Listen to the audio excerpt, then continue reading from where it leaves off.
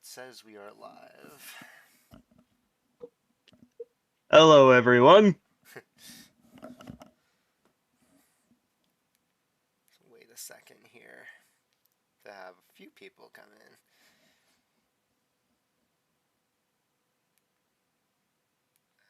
in. Feel seeing me back here again.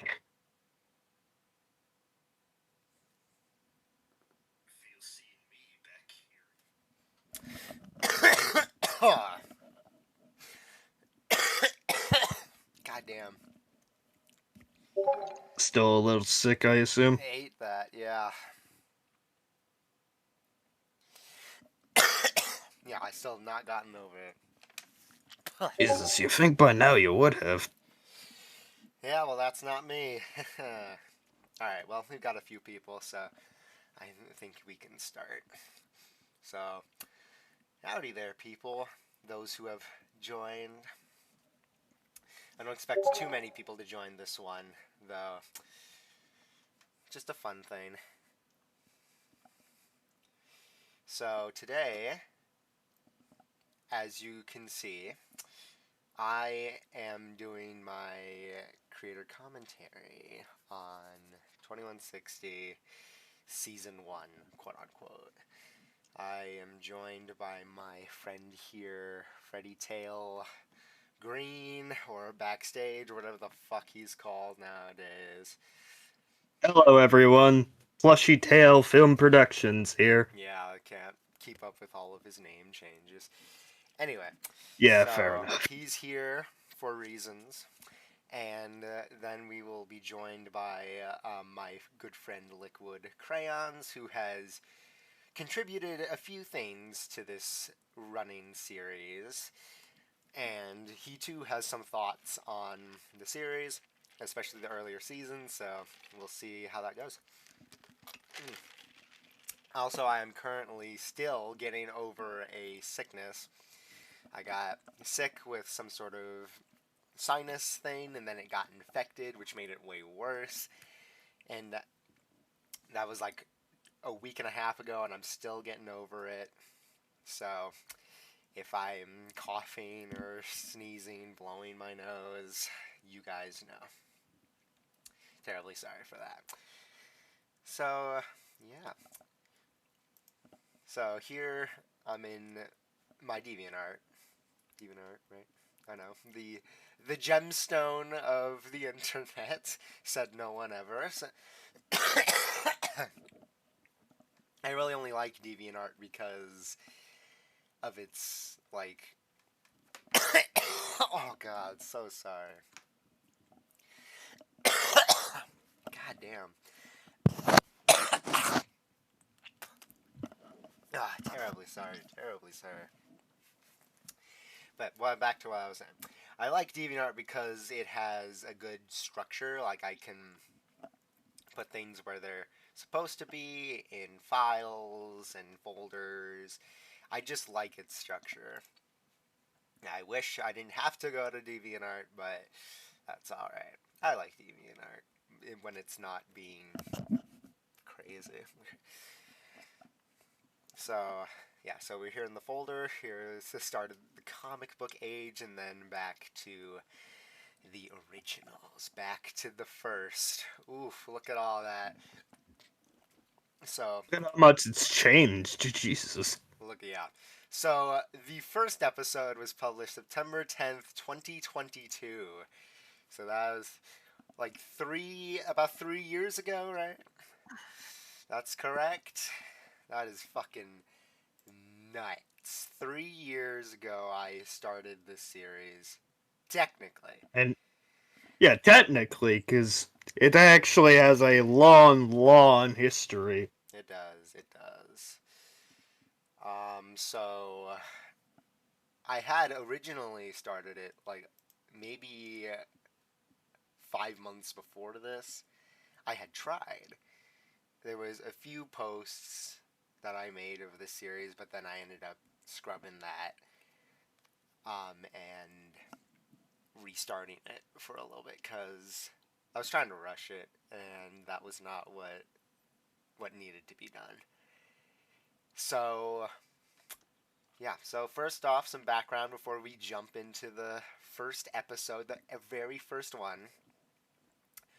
There was originally supposed to be a pilot for this series, a pilot in the non-traditional sense, because this is, these are drawings, not animated cartoons, but a pilot in the sense of the word that it was going to be a proof of concept of what the series would be. Many of you know that I am currently writing and going to be animating a actual pilot for this series as a proof of concept and just testing my abilities as an animator, as an artist. It's a multiple variety of different things.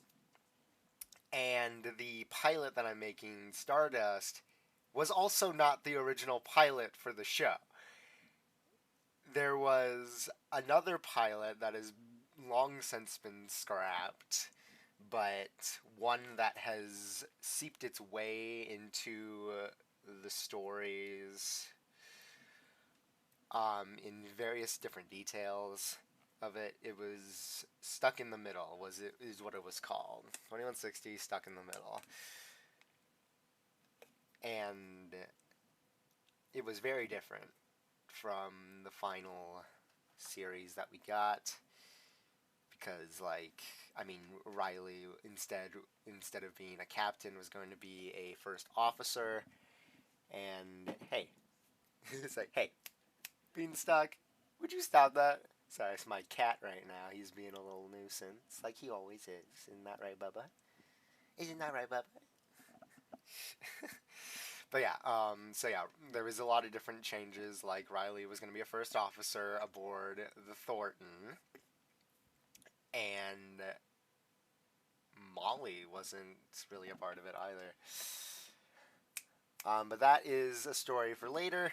Right now, we are jumping into this, which was the first published episode, a classic birthday episode of a fan favorite character. 2160, episode 1, Strange Celebration. One more thing before we get into it, my thoughts on this season now 3 years down the line. I haven't read it in a while, but I don't expect this season to be all that great, especially in the writing. Yeah. Yeah, because it's been 3 years. I have improved quite dramatically. At least I think so. And so we're just gonna see how this holds up, and let's get right into it. Alright, so today is Perth's 30th birthday, so she turned 30 in this episode, even though I'm pretty sure I have her as 31 when I first started this, but let's just not talk about that.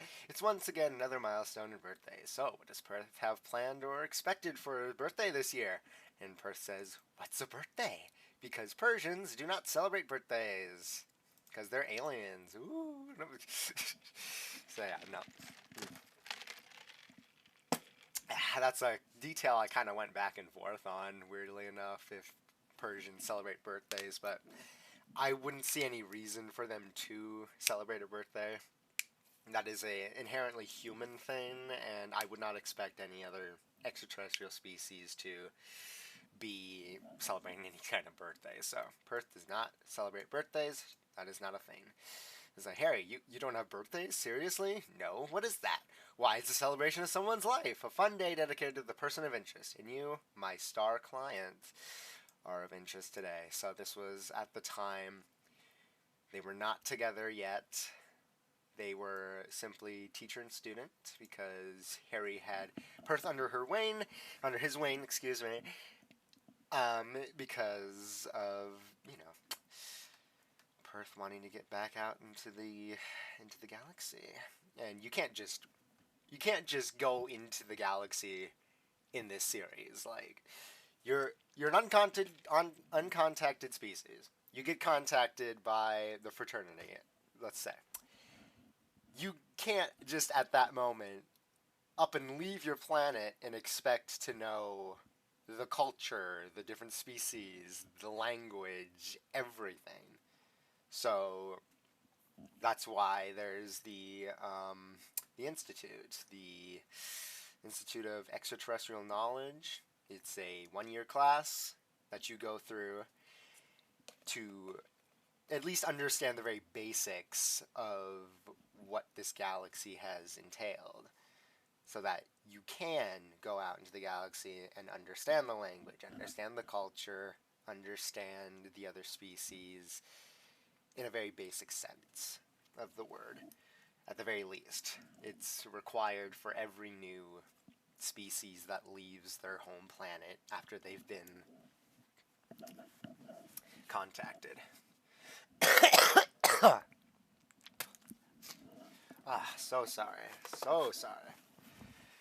God, I need to get over this damn cold. That's what I'm saying, man. Oh, Jesus. It's driving me crazy. Alright. He's like, oh, well then I want a birthday celebration. That sounds like a lot of fun. That's the spirit, Perth.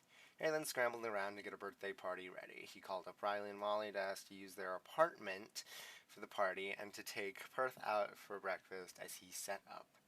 Or to take Perth out for breakfast as they set up. They agreed and took Perth and Harry set up in their apartment. In such a short notice, all he had was children's party supplies, so he worked with that. He knew he couldn't get a cake or snack since Perth can't eat solids, so this was the first instance of where we hear about Persians who cannot eat solids. Persians do not have a digestive system other than a urinary tract, so they can only drink liquids, which has been a major staple in the series. So instead, he bought her a birthday cup with 30 on the side of it, filled with her favorite drink and a candle for her to blow out, in a similar vein as a cake. He invited all her friends, including her Persian friends, but only... oh god, yep. So this is the first of the many spelling errors that I'm sure will pop up.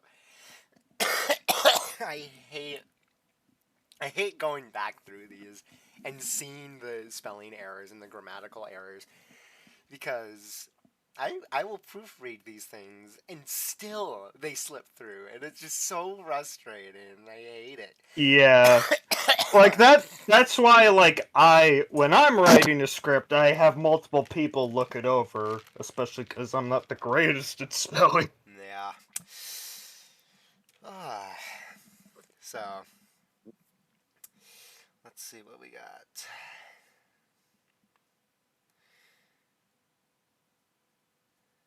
One second, I'm reading the comments here.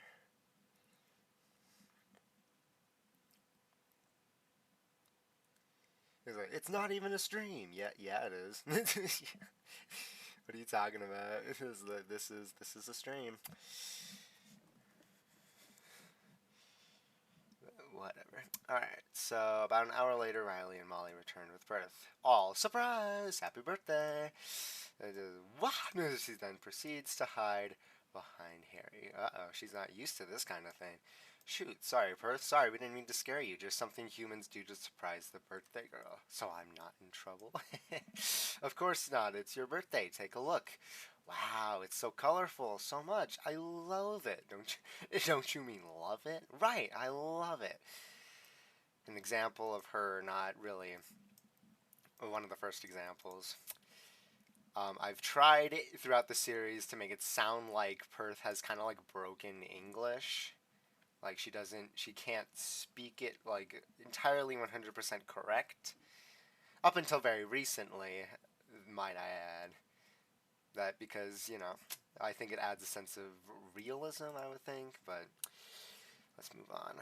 Come on, let's do your cup first, as opposed to a cake. Everyone sat around the table and sang happy birthday to Perth. She was taken aback, of course, but she enjoyed it. She blew out her candle and drank her drink. Yeah, I don't think that's how that's supposed to work. Be worded. After the drinking, they then went over to open presents. Wow, are these mine? Cool, I love colorful things. Well, you gotta open them, silly, says, that's not Molly, that's Molly? Who is this? Molly. Who is this Molly, people? I don't know who this Molly is. Come on. Someone's got to make fan art of that. I guess so. It's like, open? Oh, okay. I didn't know that. There's Molly right there. Then she chimes in. You seriously thought we just got you colorful boxes for your birthday? No. Perth, don't worry about Molly here. Just open your gifts. It's okay. Okay.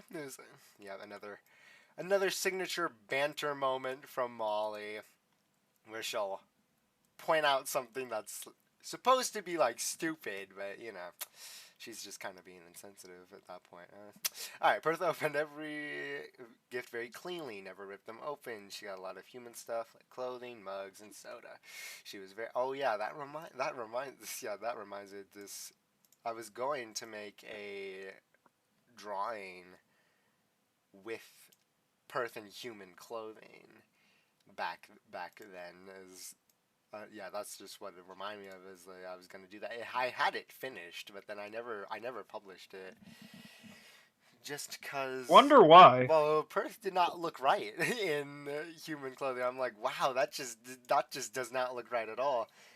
And at the time, I that really bothered me, that if the characters looked wrong or not and acted wrong, and so I never published it. But I think I should try that again sometime. I have a very weird brain. She was very pleased and happy with what she got. Last thing up was, of course, the piñata. Uh-oh. I know what's coming. You all know what's coming. Harry put a blindfold over her and handed her a bat. She was quite confused, but he told her to hit in front of you, and she did exactly that. They all cheered when she got the piñata open, and she took off her blindfold to see. Her happiness turned to sadness when she saw the piñata looked like a living animal. That's when she started to cry. Oh, geez, Perth, what's wrong? I killed it. I killed the poor animal. Oh, no. It's not a real animal. It's fake. You didn't kill it. But I did, though. Look at it. Ginevra's filming it. She's fucking blind. How can she filming it? Jesus Christ. She's fucking blind. How could she be filming this? I don't know.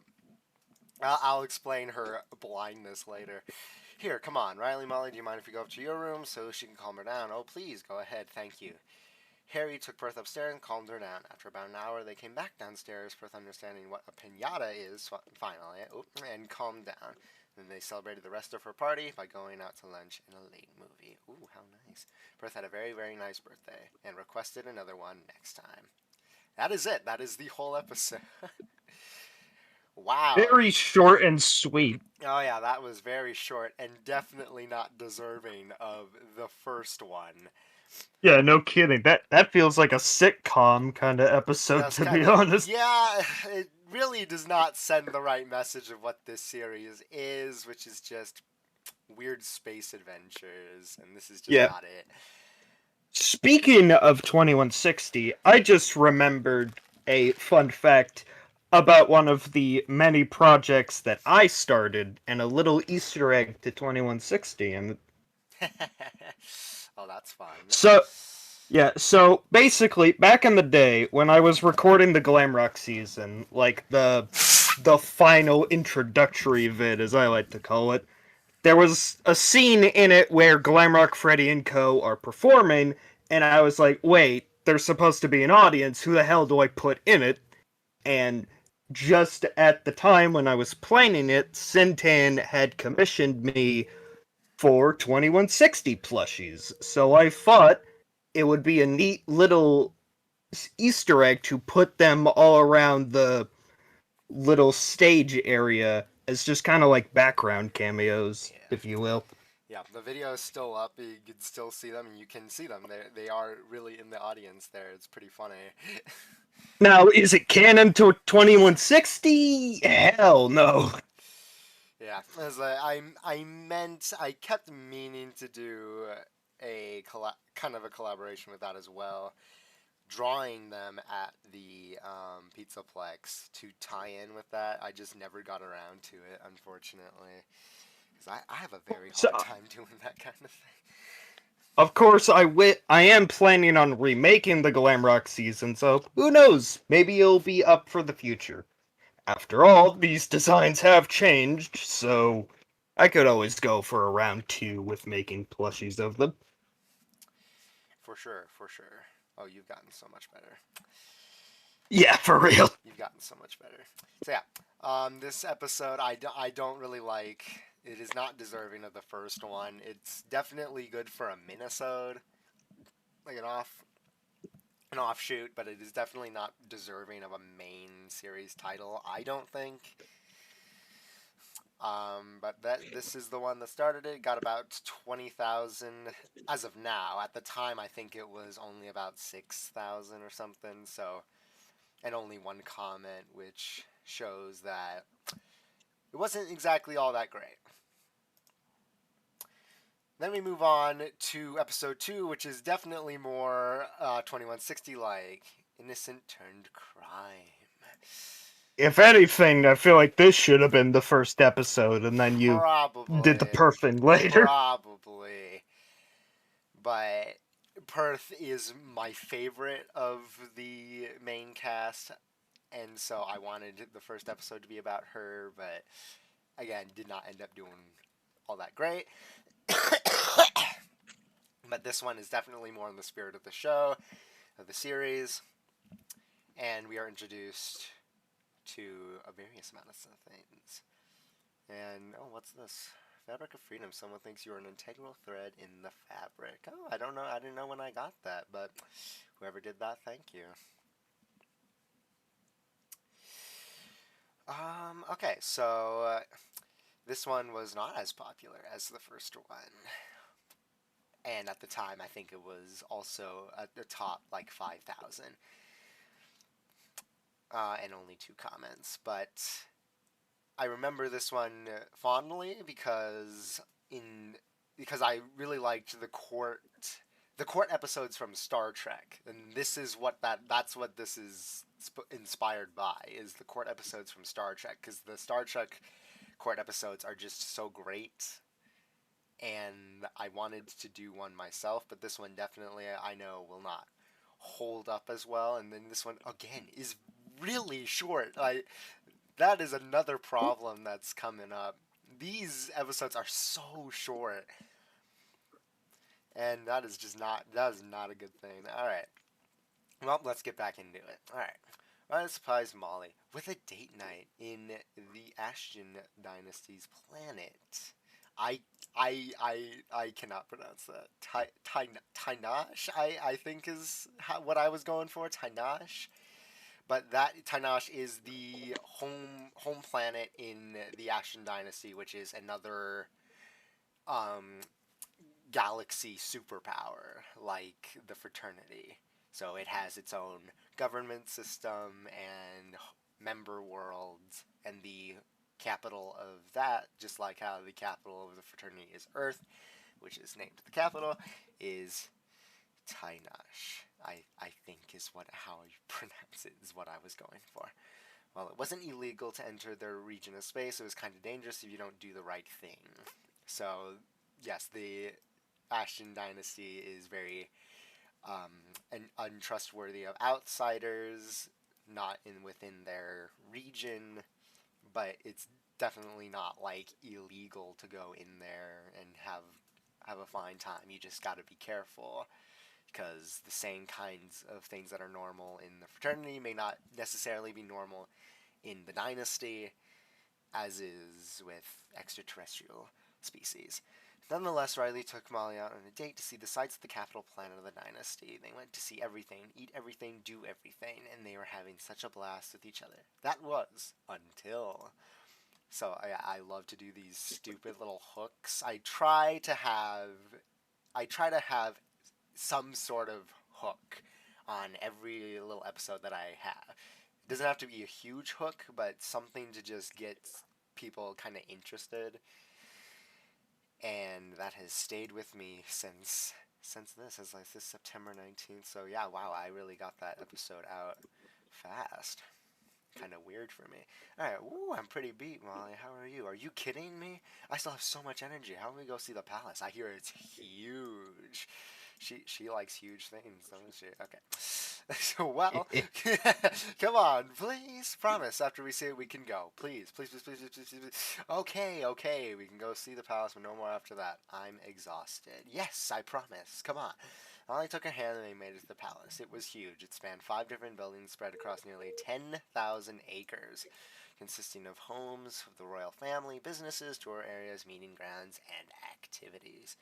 I'm hoping that we'll get to see more of the home planet in 2160 Overkill, as the dynasty is going to be kind of integral to that story. So we will hopefully be seeing more of this side of the galaxy in that mini series, that long episode, mini series, whatever you want to call it. Riley and Molly were in absolute shock at the sheer size of it all. Then the gates closed in front of them to let the one and only pass. It was Danai Ashton, the daughter of the dynasty. So obviously this is the princess of the dynasty. She's the one that has showed up the most upon that family, alongside her brother, her little brother, and then her father is the dynasty. And so she is obviously the daughter of the dynasty. And then the person in charge, the father, becomes the metaphorical word for the dynasty.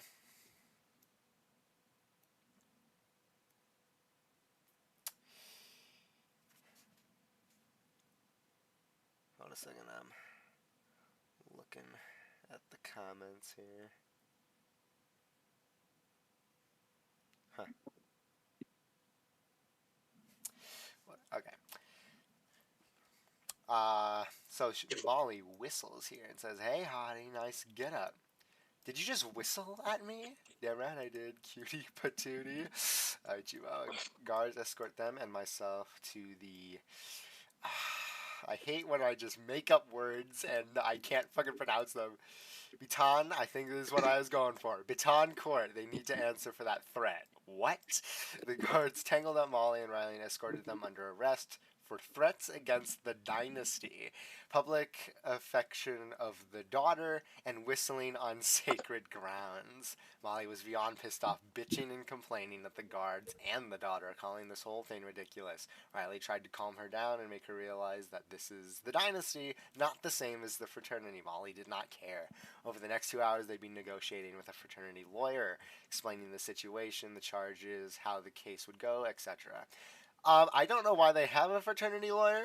They would be given a lawyer by the state of the dynasty. I'm not sure why they would have a fraternity lawyer. That if I were to go back and change this, I would change that up to a dynasty lawyer, because that makes way more sense. Eventually, they had to enter the courtroom and face the daughter. Riley and Molly's case rested in the fraternity, claiming that they didn't know any better, and that Molly was just being herself and had no idea that whistling was a bad thing. This is such bullshit. I fucking whistled, alright? She's cute. I wanted her to know that. So, that might sound weird, considering the fact that she's in a relationship with Riley here, right? Well, at this point in the series, my general rule of thumb is that they started dating as the series started. So, at this point, they might have been only a few months into the relationship. And so, Molly hitting on some other woman is not entirely out of the question for them at this time. Because they're only a few months. Nothing too serious at that point, which is why she is a little different compared to how she is now. Like right now, she's actually kind of a little bit of a brat, which yeah, no kidding. I did not want her to come off like that, but hey, let's just call it character development. Let's just call it that. All right, dynasty lawyer. So you just flirted and made a pass on the daughter in front of your girlfriend? That's pretty cold. Oh, for Pete's sake, I'm Venusian, all right? Being a little horny all the time runs in my genes. So this is the first mention of Venusians of Venusians in general, first of all, and second of all, Venusians very sex positive kind of culture, and their natural horniness, clearly. Hey, if Gene Roddenberry can get away with it, you know. But yeah, so that was, again, is another very integral part of the Venusian species that has shown up time and time again. Besides, Riley is fine with it because I don't ever mean it. Ain't that right, babe? Yep. You heard her? Yep. The case dragged on. Riley kept being polite and innocent while Molly wasn't going to take any shit from them, and it was so much back and forth. The daughter then stepped forward to Molly and Riley. She explained that a whistle in the dynasty meant death to the dynasty, and it was a major offense and a threat to her, the royal family, and the stability of the state. People were often sentenced to death. Molly pleaded with her that she absolutely had no idea it was a thing. And honestly, she didn't mean to offend. I truly didn't mean any harm. It's just innocent flirtation, nothing more. I swear. I believe you. I drop all charges. What? I give them a 3-month suspension from entering our region of space, effective with 1 capital week. Capital. It's Capitol with an O, not a capital.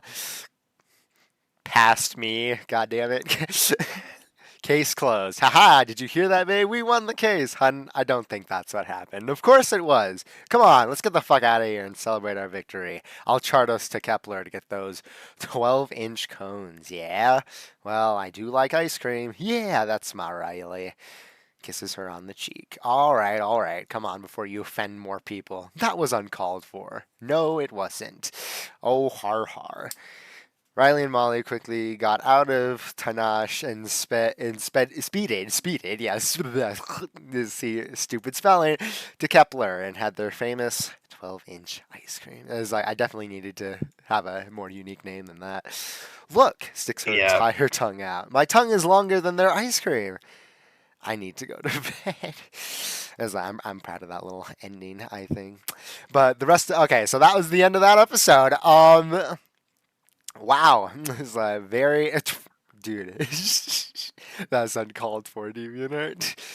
So yeah, once again, not a very strong episode. It's very short. It's very much like, oh, let's just skip through it all. And it's just not all that good. What I am proud of is the idea of the whistle. So, like, I keep trying to push on this series that aliens will be very different from us in various different aspects, and I wanted to convey that via a very silly means. Something that's very nonchalant for us can be very, very offensive to them. Exactly. Right. Like, there's the classic idea of, oh, you meet an extraterrestrial, you put your hand out to shake theirs in a gesture of goodwill, and then they start shooting at you. Why? Because you've just threatened them. Something very normal to us can be very, very offensive to them, which is what I wanted to convey in this episode. And at least I think I conveyed that through and through. But as for the episode itself, it just does not hold up. Luckily, I will have another shot at this because I guess you can consider this a teaser of coming events. The next episode after Asymmetrical Chaos will be a court episode. So some of the characters will be back in the courtroom. Not this courtroom, but a courtroom. Just a courtroom. Yeah, facing other charges for various different things. And so hopefully I'll be able to do that kind of idea a little better. All right. Episode 3, the bear onesie. Aw, look at Ginevra. Look how adorable she looks in that little onesie. And then look how terrified she is in the other frame. Right, or terrifying. There's she's fucking yelling at this guy right here. All right. Fun fact: the only reason why this episode exists is because I wanted to put Ginevra in a bear onesie. Yeah, Th- I This mean, that we're is the entertained. that is the reason why this episode exists. I just wanted to put her in something adorable, and the idea kind of just came from that. Very silly reason, I know, but this is an episode of recent fame, I guess. Fame in my circle. So this is not like huge, huge. Oh my god, it's so good for my fan. No, this is fame according to my circle, and not in the literal word. People do like this episode, and I do. I do like this episode as well. It is once again kind of short. It's a little bit longer than the other ones. I was getting there with fleshing out things and what is that texture on the bottom? I need to find that again. Why did I ever get rid of that texture? Huh. What was I saying? Oh yeah. So this is a favorite among people who like 2160, which is understandable. I mean, just look at her. Look how adorable she is. I don't like to toot my own horn, but toot toot. Although it kind of reminds me of a certain bear from a certain video game franchise in the mid to late 90s. No. Shut up. Someone in the comments like said another rather common error Santan makes not drawing Genevra's whiskers. Yeah, that is true. I hate it too. I can point to every single one of my drawings and point out something wrong with it, and it annoys the hell out of me.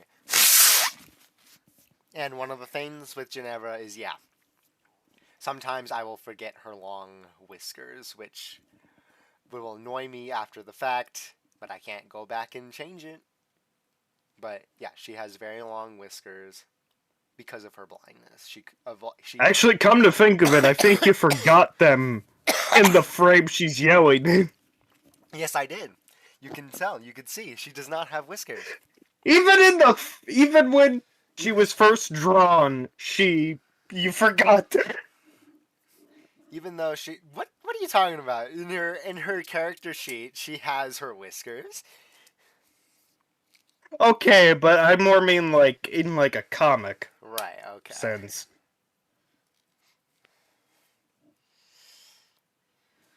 So yeah. But yeah, she's like it really sucks because the whiskers are integral to her species. She's blind, like literally no eyes on there, no like visual sensory organs to speak of. So they have evolved these very long whiskers to help navigate, and in hindsight act as their sight. They also have whiskers coming off of their ears, their elbows, and their knees, I believe. So yeah, it's always very annoying when I forget the whiskers. All right, so let's get on to this. 2160, episode 3, Bear Onesie. It's that time of year again. Oh, that's one of my favorite openers. I've used that so many times. Not only is it fall, but today is the great Angiartan solstice, one of the biggest parties in the fraternity celebrating the fall season coming on the planet Jamin. So Jambalaya.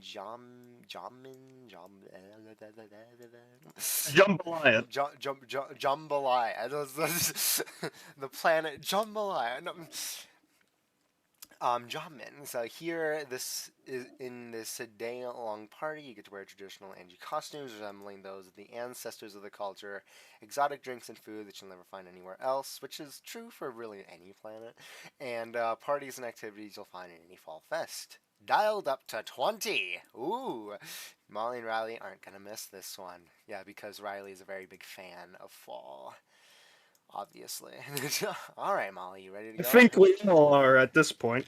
Oh yeah, fall is the best. If you don't like fall, then Exactly. get out. No, I'm just kidding. Hell, I am. Do I look good? You look like an Angie. Love the colors you chose out. I like it.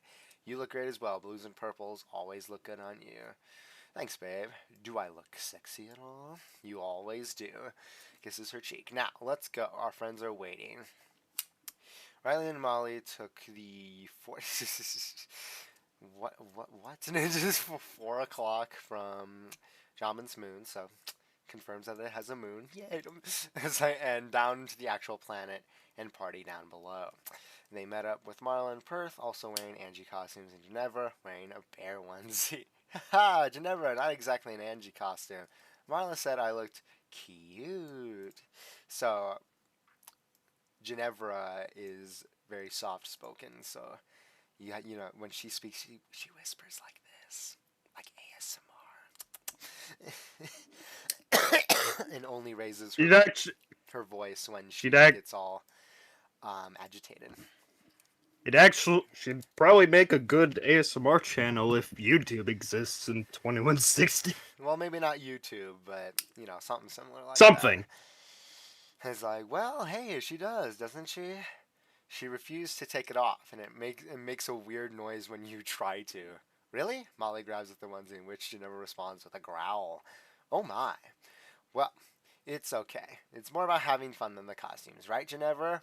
Fun! So yeah, she you see, she raises her voice here when she gets all, not agitated, but stimulated. That's the word I was looking for. She will often get very stimulated very quickly, and then it just drops down almost immediately.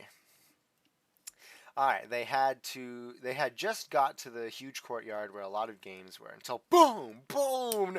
From the tallest part of the Capitol building of the planet, there was an explosion, and from the smoke, they saw a man jump out and start sliding his way down the curved structure. Riley, Molly, Marla, and Perth decided the party can wait, and they should figure out what was wrong. It's their duty. Ginevra was reluctant to go, but Riley insisted. Ginevra took this one out, saying it wasn't their business, and wandered off. The group ran. Wow, how nice of you, Ginevra. Well, it is like she's technically does not work for the fraternity anyway, so why would she care? Right? The group ran inside, only get greeted by news that the planet crown jewel was stolen. Uh-oh, we got a terrorist on our hands. So, yeah, I mean the guy here is supposed to be a terrorist. He's supposed to be. Although I'm not sure if that was conveyed well or not. But he is supposed to be a terrorist. He's like, the jewel? Oh my god, the jewel? The jewel? Context, please. Oh, the jewel is like the prized diamond of this planet. It's been through Kane's wars for hundreds of thousands of years. It's like stealing an egg from a water dog or a national monument from a capital. So, so this line here, stealing an egg from a water dog, that's a reference to, I mean, it's not a reference to anything you guys would know, but it's more of an inside joke for me. There's this little species that I've made, like another alien species called a water dog, and they literally look like dogs with like tails. They're literally merdogs, and they lay eggs. And so I keep meaning to make like a planetary overview with this species. And so that's what that's referencing, stealing an egg from a water dog. That I know that joke went completely over everyone's heads, but it'll make sense in the future. Or a national monument from the capital. Oh my. Well, we're just oh my.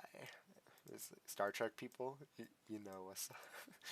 Well, we're just gonna have to run this bastard down. We can't just do that. Can we just do that? We're all officers of the Interstellar program, so I mean that's where they come from, but it's changed from we're officers of the fraternity, not specifically the program. We have clearance to help. Yeah, the Interstellar program is kind of like Starfleet for my series, although unlike Starfleet, it's not technically the military. Like this is very different from a military. Because I always hated how the Federation was kind of like a military, kind of not. It couldn't fucking choose, so this is not a military. Just FYI. Neat. Just then Molly sees the man make it to the ground, in which the group chases him. Riley and Molly split from Marla and Perth as they make their way down to the plaza. Perth was able to track him using both her ultraviolet and infrared vision. So I have established that she has infrared, I believe. She can see in the infrared spectrum, but this also implies that she can see in the ultraviolet spectrum. Even though that hasn't shown up a lot, but she can see in the ultraviolet spectrum as well. To make him out in the crowd. Molly and Riley cut him off halfway, locked and loaded, but he lets out a smoke bomb and flies up with a jetpack. Ooh, we got a real Mr. Gadget here. Rarely functioning when it makes it to the building. The chase continues up the stairs, down the halls, across the building. A man was determined to keep the jewel. Perth cut him off, but he shoved her back and cut her leg with an Angie knife and continued. This is the start of the running gag with Perth. I don't know if anyone caught on to that, but in many of the major fights that Perth's in, she always gets an injury to her right leg. It was either her right or her left. One of her legs. She gets an injury to her leg, and it's just been a running thing from this series, from this point onwards, even though it wasn't meant to be. The next time she gets stabbed in the leg, I realized, I'm like, oh, she's already been stabbed in the leg a couple of times before, and so I just went with it. And just, comes Riley, Molly, Perth is seriously hurt. She got cut by an Angie knife. I need to stop the pursuit and take care of her. An Angie knife? Oh, okay. That's yeah, I would think so. Completely reasonable. Those are nasty weapons. Perth, can you at least tell me where he's headed? Ah, he's headed down the roundabout near the water. I was like, thank you. Hope you get better. Yeah, okay. I don't know what the hell I was smoking with writing this dialogue. Must have been late at night. Probably. Riley and Molly get on a motorbike and pursue him from there. The man sees this and hijacks not a car. It's a Kavar. Not a car. It's very different because it has a V in it. Okay. And books it. They race down the roundabout. Both parties shooting at one another, Riley on stun, the man on kill. Suddenly, out of nowhere, Ginevra jumps onto the car and starts going wild animal on it, ripping the engine to shreds. That makes the car break down and crash. The man crawls out, in which Ginevra gets on top of him and sits down. Riley and Molly get off the bike and approach him. Hey, this is unethical. Shut the f*** up. You literally tried to kill us. Checking this person. Aha! Is this the crown jewel? Shows to the public in which they all confirm her suspicions. Sir, you're under arrest for an act of terrorism against a planetoid. No, this is unfair. So fair. Get off of me. And then she just screams out. Because Ginevra is an animal. Well, she is part of a species that is, under my classification, animalistic intelligent species. So that means it's a species that is intelligent like us. You know, they can think, they can talk, they have social structure, but they very much keep their animalistic side to them. So like Ginevra, they'll growl, they'll roar, they'll act like animals from time to time, and you can see that later in the series. I think I made a reference to that where she's literally drinking from like a fruit punch bowl like a dog, and she barks at the person like a dog who's trying to get her away from the punch, and then like they get in a little fight with a broom and she jumps around on all fours. That is what that is. That is what she's a part of, is an animalistic intelligent species. And I think I have another version of that in another species. But right now she's the only big example of that.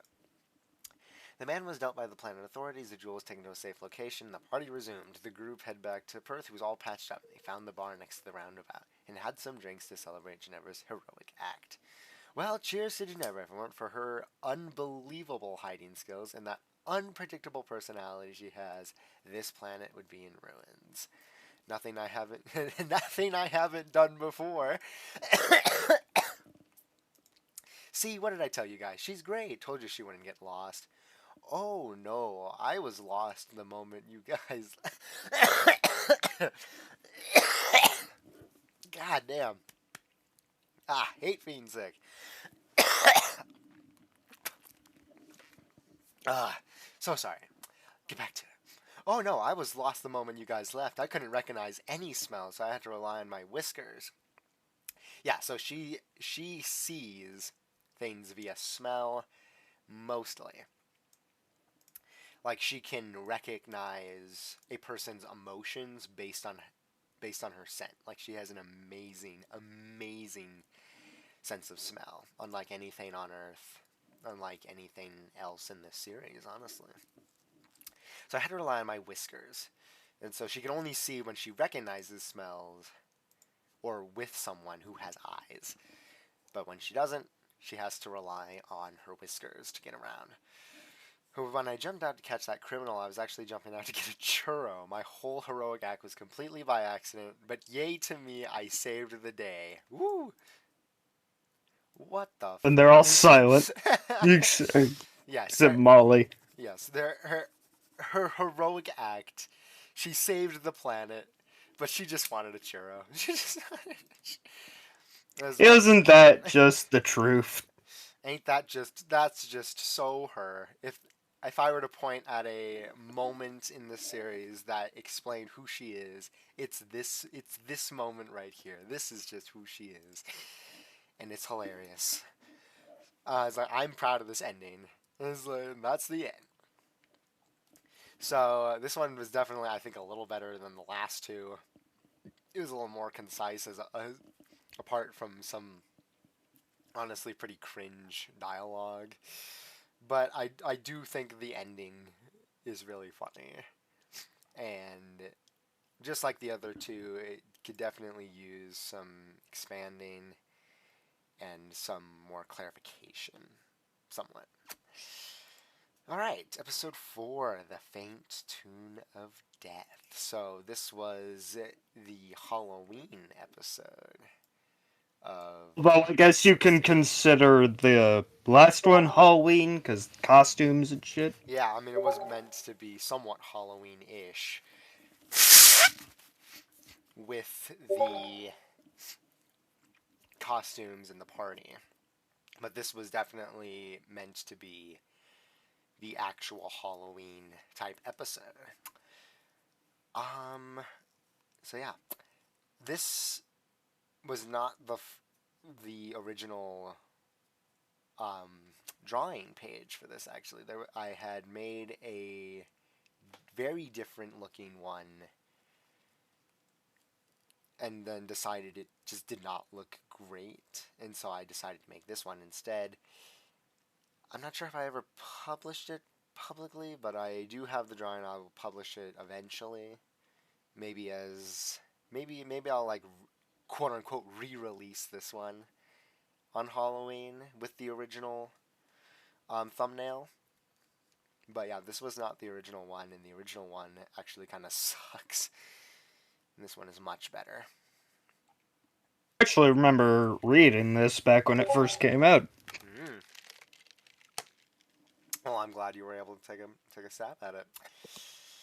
So yeah, 20K right now. Again, I think it had like 5K at the time. Although this one has kind of gone to obscurity. This one's not exactly the pinnacle of my series. It's definitely not. There's definitely better ones out there.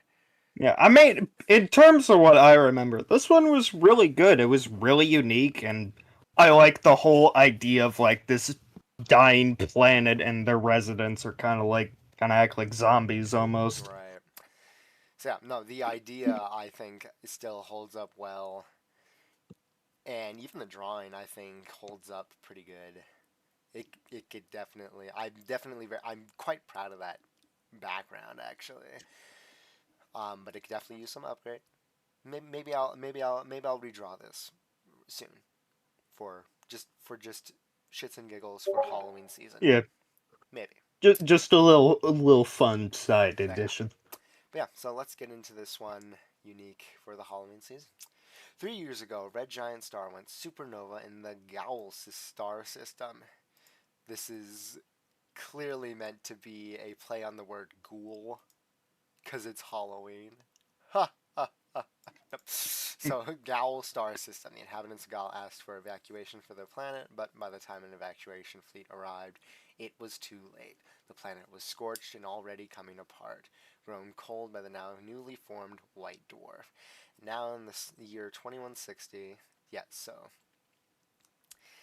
a tiny misconception that there is that the whole series takes place in the year 2160. No, the name 2160 does not conform to the year. It conforms to the decade that it's set in. So when I say 2160, that doesn't mean that everything in the series takes place over that 1 year. It takes place in that decade. Just wanted to clear that up because I know there's been just a little bit of confusion around that. So yeah, 2160 means the decade, although the series does start in the year 2160. And we are currently in the year 2163. Because, season 3, every season is meant to be every year. So, 2160 season 3 takes place in 2163.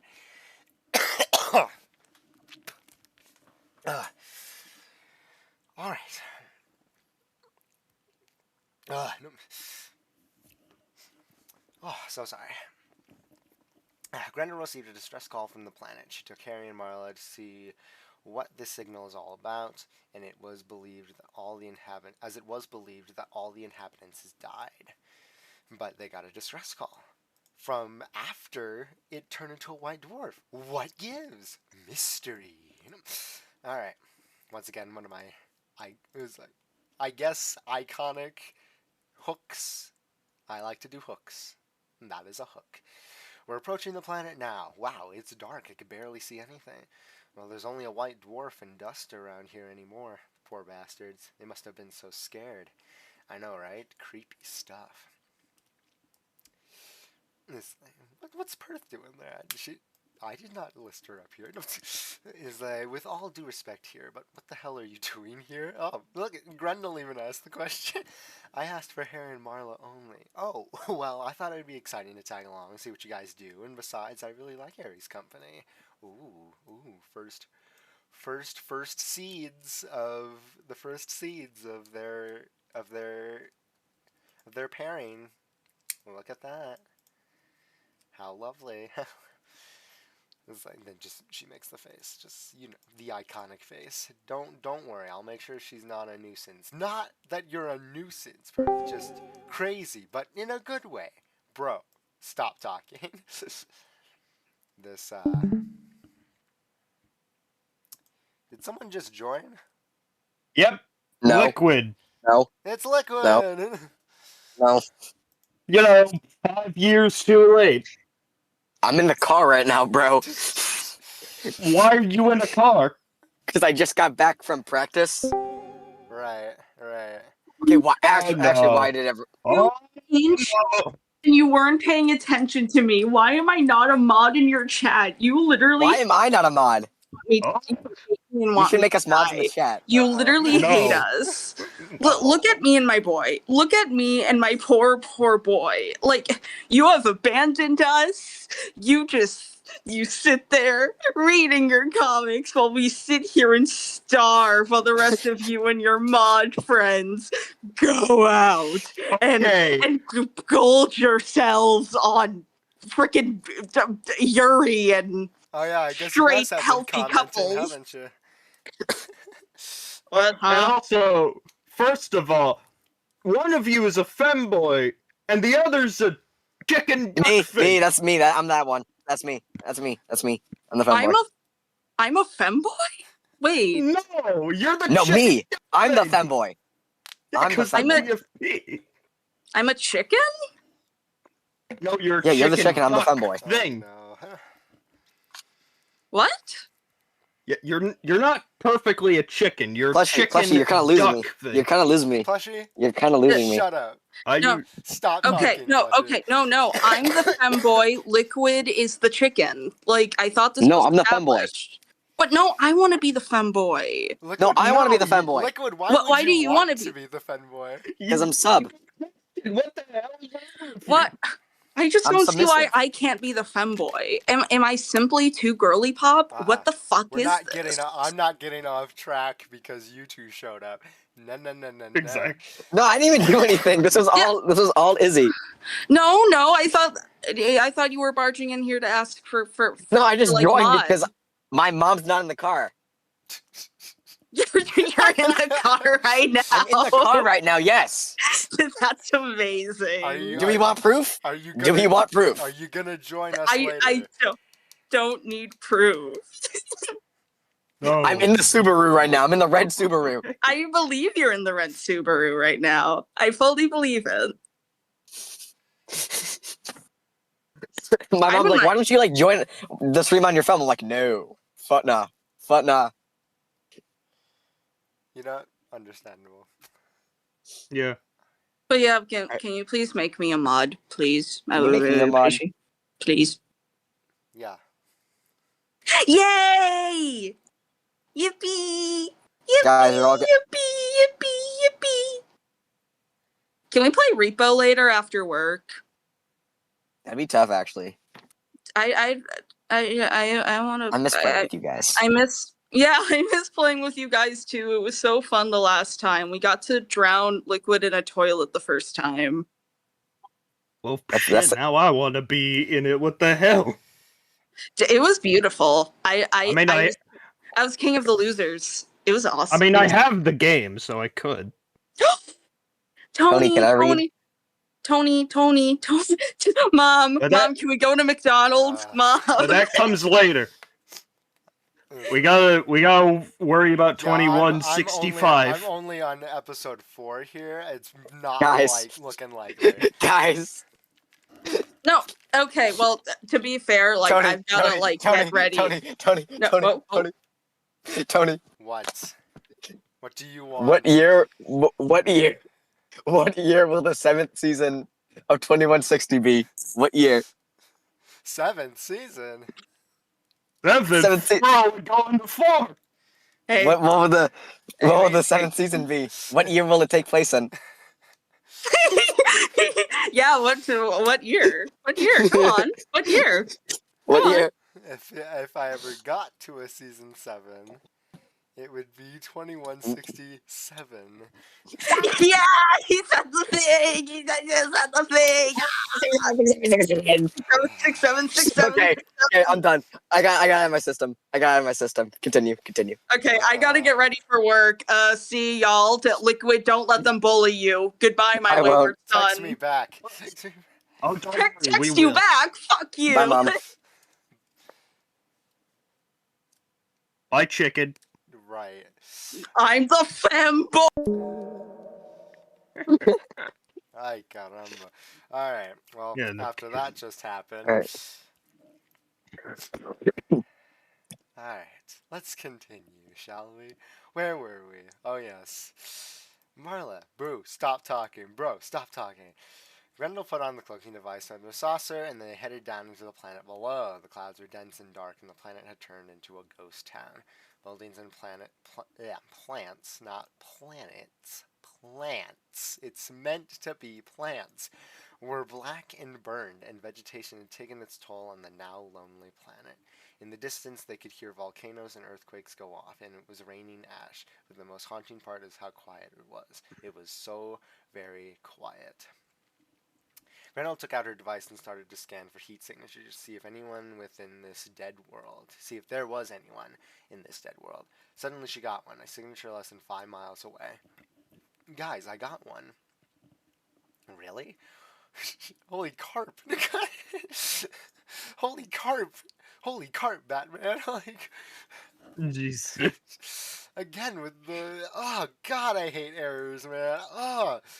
They annoy the hell out of me. Alright. How are they still alive? It's literal hell here. I'm not sure, but what we now knows that they are still alive and we're here to help. Harry, how good is your... Oh, God. Galwalian? I think that's... What the hell is a Galwalian? Galwalian? I think that's the species that I've put to extinction. What a species. They can't even pronounce their own damn name. Galwalian, I think, is how you pronounce it. Again, I just fucking make up words, man. I've gotten a lot better with making actual good sounding extraterrestrial names. But back then, I just put my cat on the keyboard and I said go nuts. W Jack, bro. Right. It's rusty, but I think I could speak to them. Good. Perth, don't eat that. To put black muck in her mouth. What? Put it down, Perth. It's not what you think. Oh, all right, fine. It's like this implies that she has like some sort of like favorite food that looks like black muck on her planet. That's what that implies. I have to make that kind of joke sometime. Maybe soon. Whatever. They started their journey to the heat signature. About halfway in, something strange started to happen. On Grendel's screen, another signature popped up. Then another. Then another. Then another. Until it exploded with heat signatures, so much her screen turned red. Grendel was confused and angry as it kept beeping and raining until the signatures went away and the device shut down. Shit. What the Bronx is going on?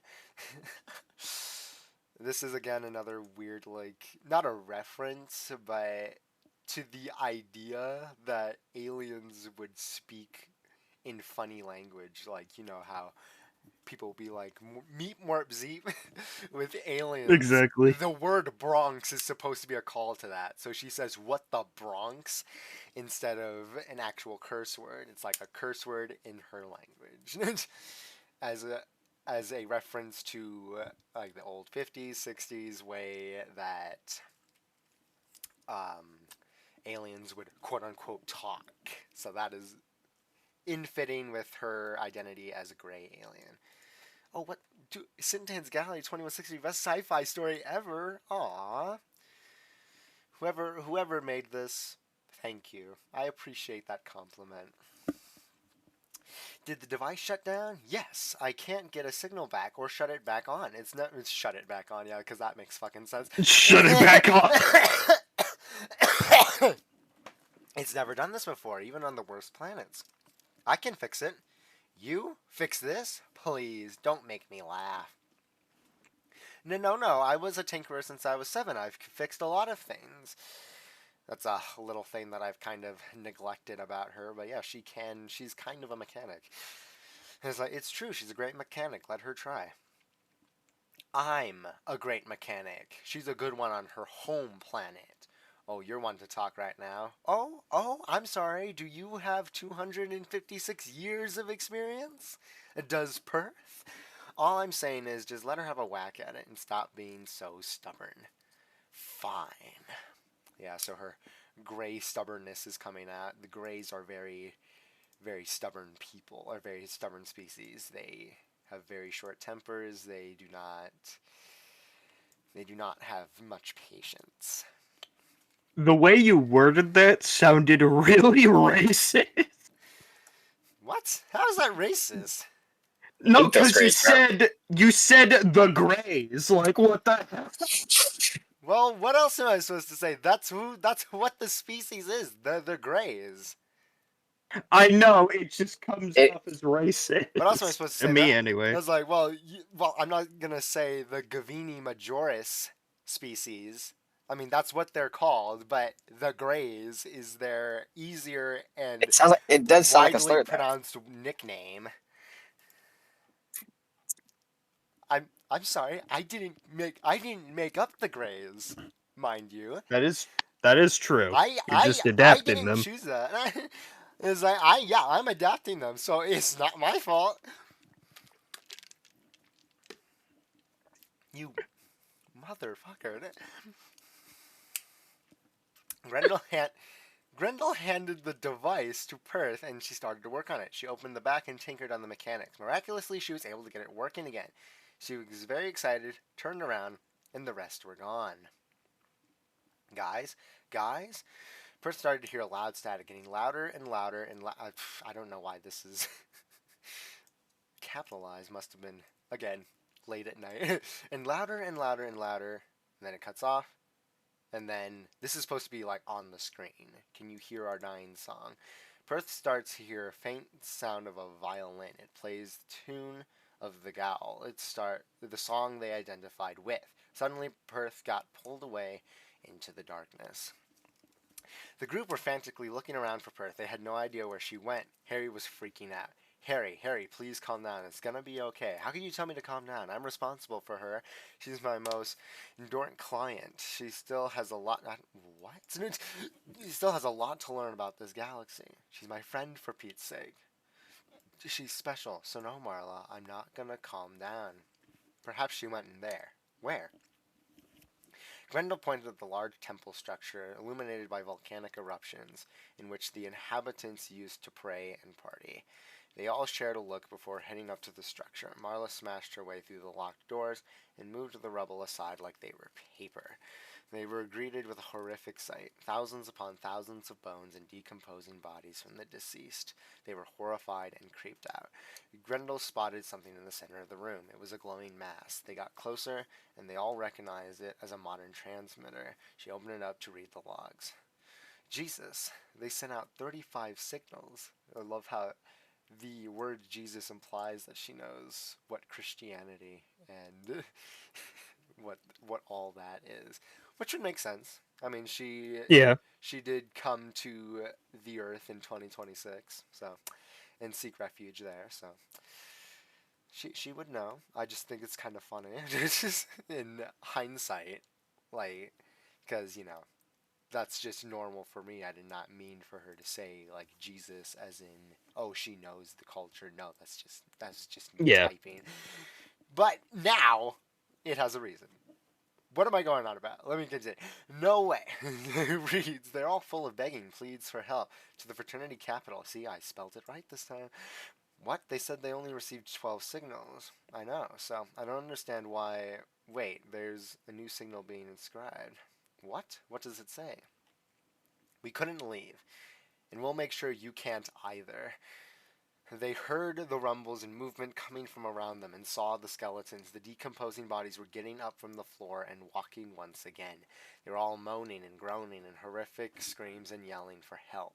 Grendel immediately acted and took out her ray gun and started to shoot at the reanimated corpses. Again, ray gun referencing to both her species and the real world, like 50s and 60s inspiration for her and her species. Many sci-fi stories had literally laser guns, and so that's what she has too. Harry acted too with his fraternity gun, stunning whoever they could. Marla punched one, and it was a terrible idea. Her hand in less than 5 seconds rotted and molded, and in lots of pain. They fought off the ghosts and booked it out of the temple, in which the groups of ghosts were not far behind. They kept shooting and shooting until they finally got away from them. Is everyone okay? Are you guys hurt? I'm fine, Marla. Damn. I'm okay. Thank you, Marla. Suddenly something grabs his arm. He's like, wow, wait, Perth? Yes, it's me. Oh, Perth. And it's like, hugs her tight. Oh, God, you're okay. Thank God. I was so worried you were hurt or worse. I want to get out. I want to get out of this here. That is not a grammatical error. That is exactly how she should speak. She speaks like this. I want to get out of this here. Instead of I want to get out of here, she is like, it conveys what you know, just isn't said correctly. But she's trying her best, people. Come on. Don't worry, we're getting out of here. I'll signal a light beam to my saucer so we could find it. Come on. They heard the ghosts and monsters coming to get them, and they ran to the saucer, not looking back. As they heard the mob getting closer and closer, and closer, and closer, and closer, and nothing. It was dead silence. They all stopped in their tracks, looking around for them. Then they heard a loud whisper. Can you hear our dying song? Hey, what? Can you? What? It's in the thumbnail. Look at them. They all suddenly showed up to the group, grabbing a hold of each of them, trying to drag them down into the ground. Marla, Harry, Perth, and Grendel tried to fight them off, but the arms and hands pulling them to the ground was too much to fight off. Just as they were about to be enveloped by the souls, the saucer let off a bright and loud light beam, scaring and putting the souls in pain, letting the group free. They all got a hold of themselves and booked it to the saucer. They got inside and started to fly up. The souls grabbed the saucer, trying to pull it down. Got a World War Z situation right here. It's like, shit, get us out of here. Hold on. Grendel sent out another light beam, which the ghosts let go, and the saucer sporadically shot up and out into the planet's atmosphere. They were free. As they flew off, they received a signal. When Grendel put it on, it played the tune of the gal until they were out of range of the planet. Grendel's report. The signal was a ploy. We all thought they were gone, killed by the supernova, but that's not true at all. They are still here, and they are angry, confused, scared, and will not hesitate to drag anyone who comes here down with them. Me and the rest barely got out alive, but we're okay. Marla's getting her hand bandaged up, and Perth is getting some bandages where she got cut and bruised. As for the inhabitants, they can't heal. We can't heal them. All I hope now is that one day they can find their peace, that they may rest. But until then, you'll hear their dying song. Happy Halloween. And that is the end of that episode. That's still like a really good story as well, especially that report. Yeah, I think it stands well on its own 2 feet. It's definitely one of the better ones for this season.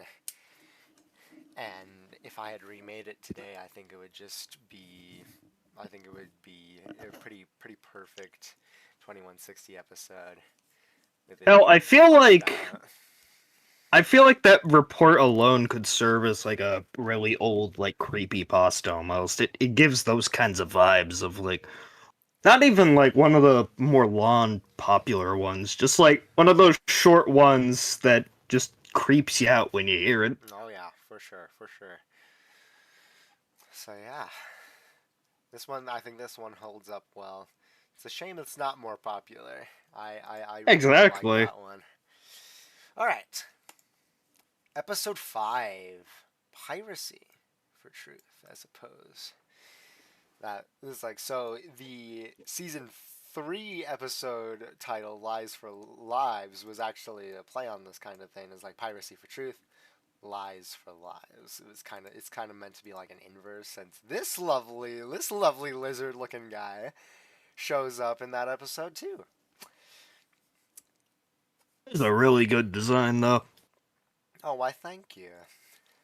It's a very strange What? design. It's a very I know, but like, you know what? Maybe I'll make him. I'll make him into flesh. Now that would be really cool to see.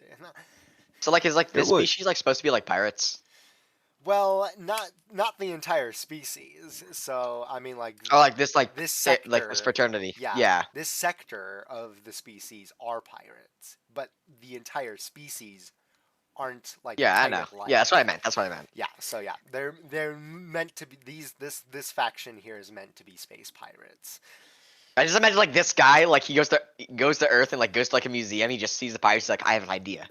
I'm gonna make this my whole personality. Yeah, that's what happened now. That's canon. That's so yeah, Piracy for Truth. This is the first episode where we get to see Tina and Oriole. That is how you pronounce her name, not Oriole, not Oriole, not even just it's Oriole, like the bird. It's not Oregon. It's not Oreo, it's Oriole, like the bird. So yes, this is also the episode that cemented kind of like their friendship, which was not intentional at all. For this episode, I just didn't want the same characters in it, like Riley, Molly, Harry, and Perth. And so I wanted someone different. I mean, obviously Tina was going to be a part of this. She's kind of integral to this one. But who was going to be with her? I just chose Oriole out of the blue, and the friendship kind of thing spawned from that. So it was not intentional, but I'm glad I kind of ran with it, because a lot of people really, really like it. All right, so Piracy for Truth. How long is this one? It's kind of on the longer side. It was like this was at the point where the episodes were getting longer, a little more detailed, and a lot less lazy, I guess. Not lazy, but like a lot less short story. I don't know the word, but whatever. Let's get into it. Piracy for Truth. It was urgent business. Tina and Oriole put in a peace conference between the Tenebra government and the Holt province to make the peace process smooth and cool. Not just smooth, but cool too. And hopefully convince the Holt province to join the fraternity. They were headed down the Nebula runway when Oriole suggested that they go through the Nebula clouds. Why would we diverge from the recommended path of travel according to our masters back at the fraternity house? Because, Tina, this is a much faster path, less than 30 light years. Taking this path is going to take us at least 89.8 light years. We should take the shortcut. It would save us so much time. My tag is T488NC, not this pet name you call me, and I highly request we continue our designated path, as I am going through Nebula is high-risk threat to our livelihoods. There are trillions of tons of dust, and this sector of the fraternity is filled with neutron-class stars. Oh, come on, Tina, I'm one of the best mathematicians in this government. I am the best mathematician in the fraternity. Oh, Tina, you and your ego. It's not an ego, it's a scientific fact. Let's just take the shortcut. Trust me on this. It'll be a lifesaver. Wordplay? Yes, obviously. Trust me on this, please. I'll calculate everything that can get us through the nebula safely. Okay, I trust your judgment, despite your disadvantage at mathematics. I'm going to kill you. Wow. Okay. It's like, wow. Damn. Off Off the the bat, gate. as like Oriole is very different. As like Oriole would never say this kind of thing. At least now. Back then she would. It's like even back then she shouldn't have, because she's a very religious person. It's like she would never even joke about that kind of thing. That's just not who she is. I just like, oof, that's rough. And then yeah, there's like just like Perth's kind of thing with the tinkering. I've kind of relaxed myself on her whole mathematics side of her, because it makes sense for Tina more so. But yeah, as I need to get back on track. But yeah, it's like Oriole's pretty good at mathematics, as she is quite smart. Like she's smart in the way of, I mean, she's a doctor too, because it was written in the stars for her.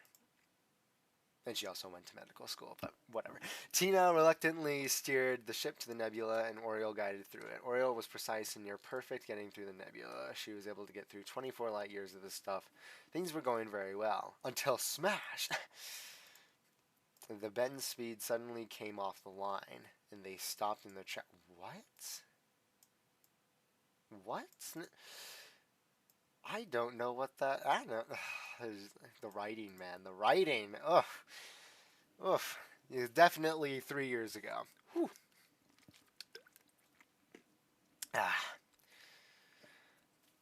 Whoa, what happened? Why did we stop? It seemed like the bend speed drive. Oh, I think.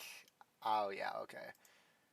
I think I'm trying to say, like, the ship bended the space around them. But that's not what it is. They don't bend the space around them. They're moving the space around them. So I'm not sure why bend is here. If I had done it now, it would be tachyon drive, because that's what that is a tachyon drive. Which tachyons are hypothetical molecule that can move space around an object. And that's what they use to get faster than light in this series.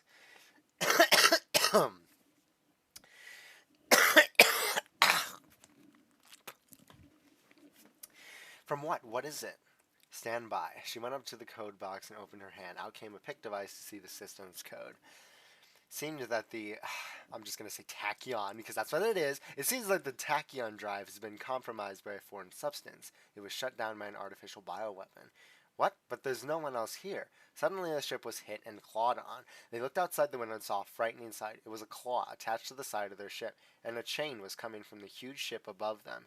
It was a rogue pirate ship. The claw started to reel them in, and the ship went inside the cargo bay.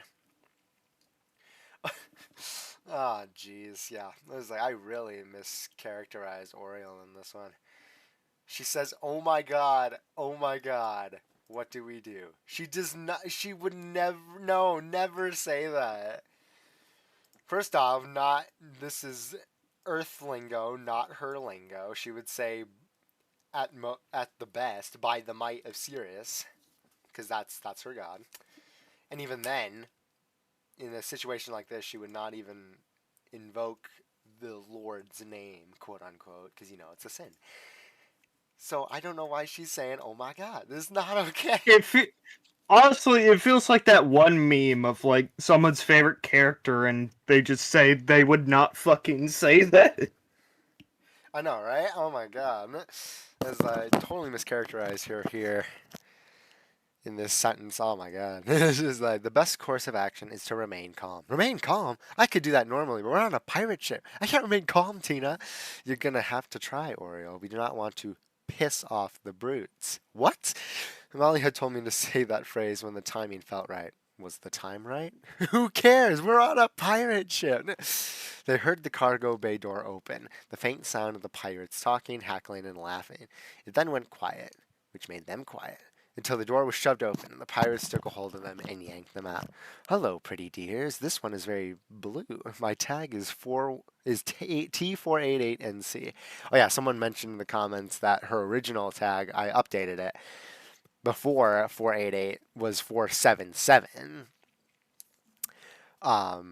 This was back when Tina did not have any sisters. But of course later I had implemented that into the canon, and based off of various different aspects, as I had to change her to 88 because it did not make sense at that point to have her 77 with her other sisters.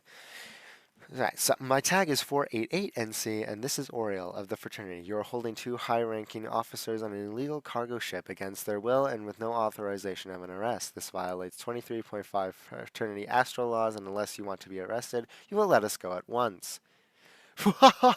They laugh. Take the white one to the dining hall, and the blue one to the mining room. You know what to do.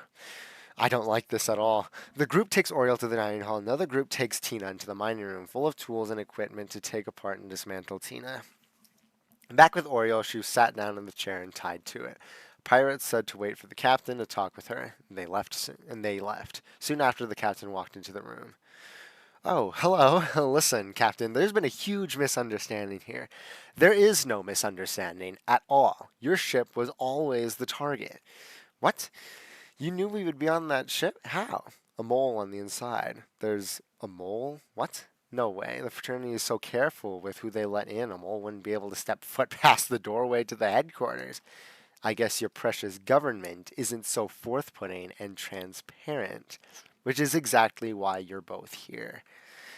Yeah, I would not say it's not a mole necessarily, because a mole technically means that they sent someone in. No, there's someone on the inside. I wonder if that's a reference to Molly. A reference to Molly? Question mark? That's gotta be like a joke of like there's this secret version of Molly just called Molly or something. Perhaps one day, perhaps. All right, but yeah, no, it is like in reality, he's not talking about a mole. He's talking about an informant on the inside, on very high places on the fraternity. Just keep that in mind. I guess yeah, okay. So what is your plan here, Captain? T-488NC is a very, very valuable piece of machinery. She holds secrets. Secrets the fraternity has been holding since her creation nearly 40 years ago.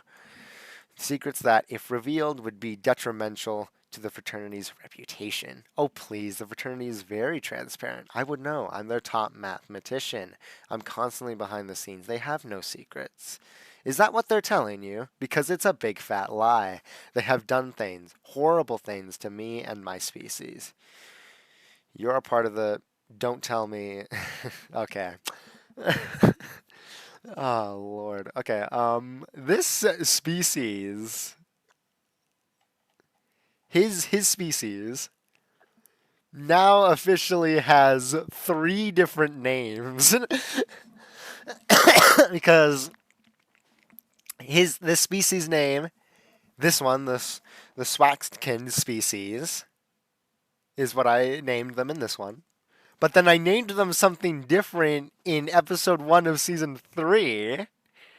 And then I realized that I made an error in the Venusian overview, and they have a different name there too.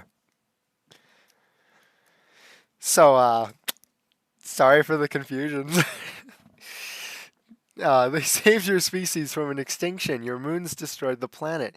If it weren't for the fraternity, you would have died. That's not the truth. How many did they say they saved? Is 6 billion? Try 3. Nearly half of that number died from exhaustion, dehydration, starvation, because the facilities they held us in were horrible.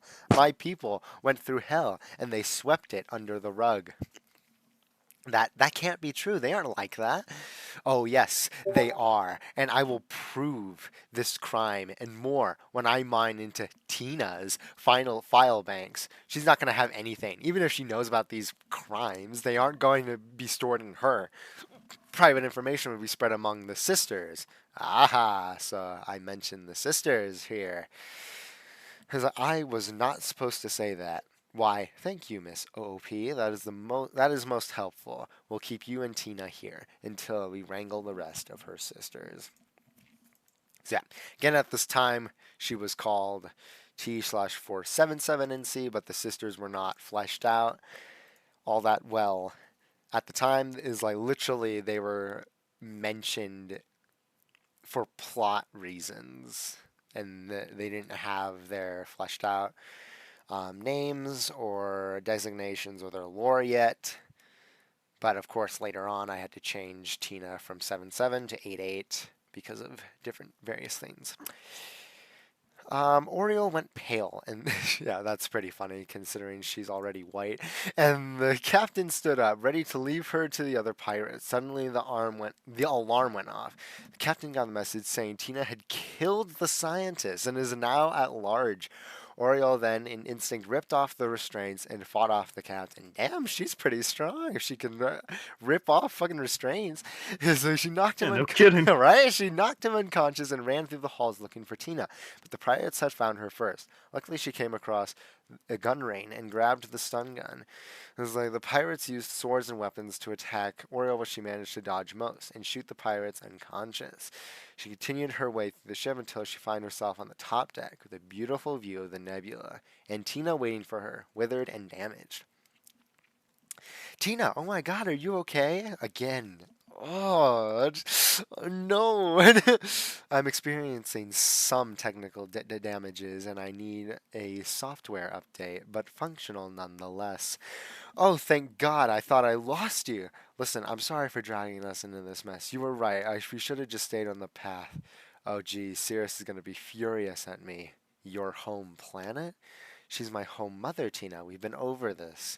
Right, your religious belief in planets and stars being deities. Hey, it's not a belief, it's a fact. But that's not the point. The point is I was wrong and I got you hurt. I'm sorry, Tina. It's okay. I am functioning perfectly fine. You said finally.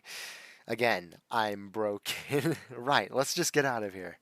So yeah, this was the first time we get introduced to her religion, in which her religion believes that the celestial bodies, planets, stars, moons, are all godlike deities who was made in the image of Ceres, her home planet, in her image.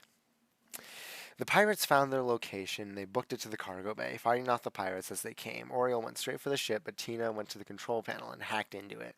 Oriole rushed Tina and she got into the ship. The pirates tried to stop him, but they flew out. They tried the claw, but just as it was about to grab them, the ship let out an explosion in its propulsion systems and main power. Whoa, Tina, did you do something? I hacked into the propulsion systems and main power to set off small explosions. This will leave them stranded. Enough time for us to report this ship to the fraternity. Oh, wow, very clever there, Tina. I know. Okay, Tina, I'll report it right away.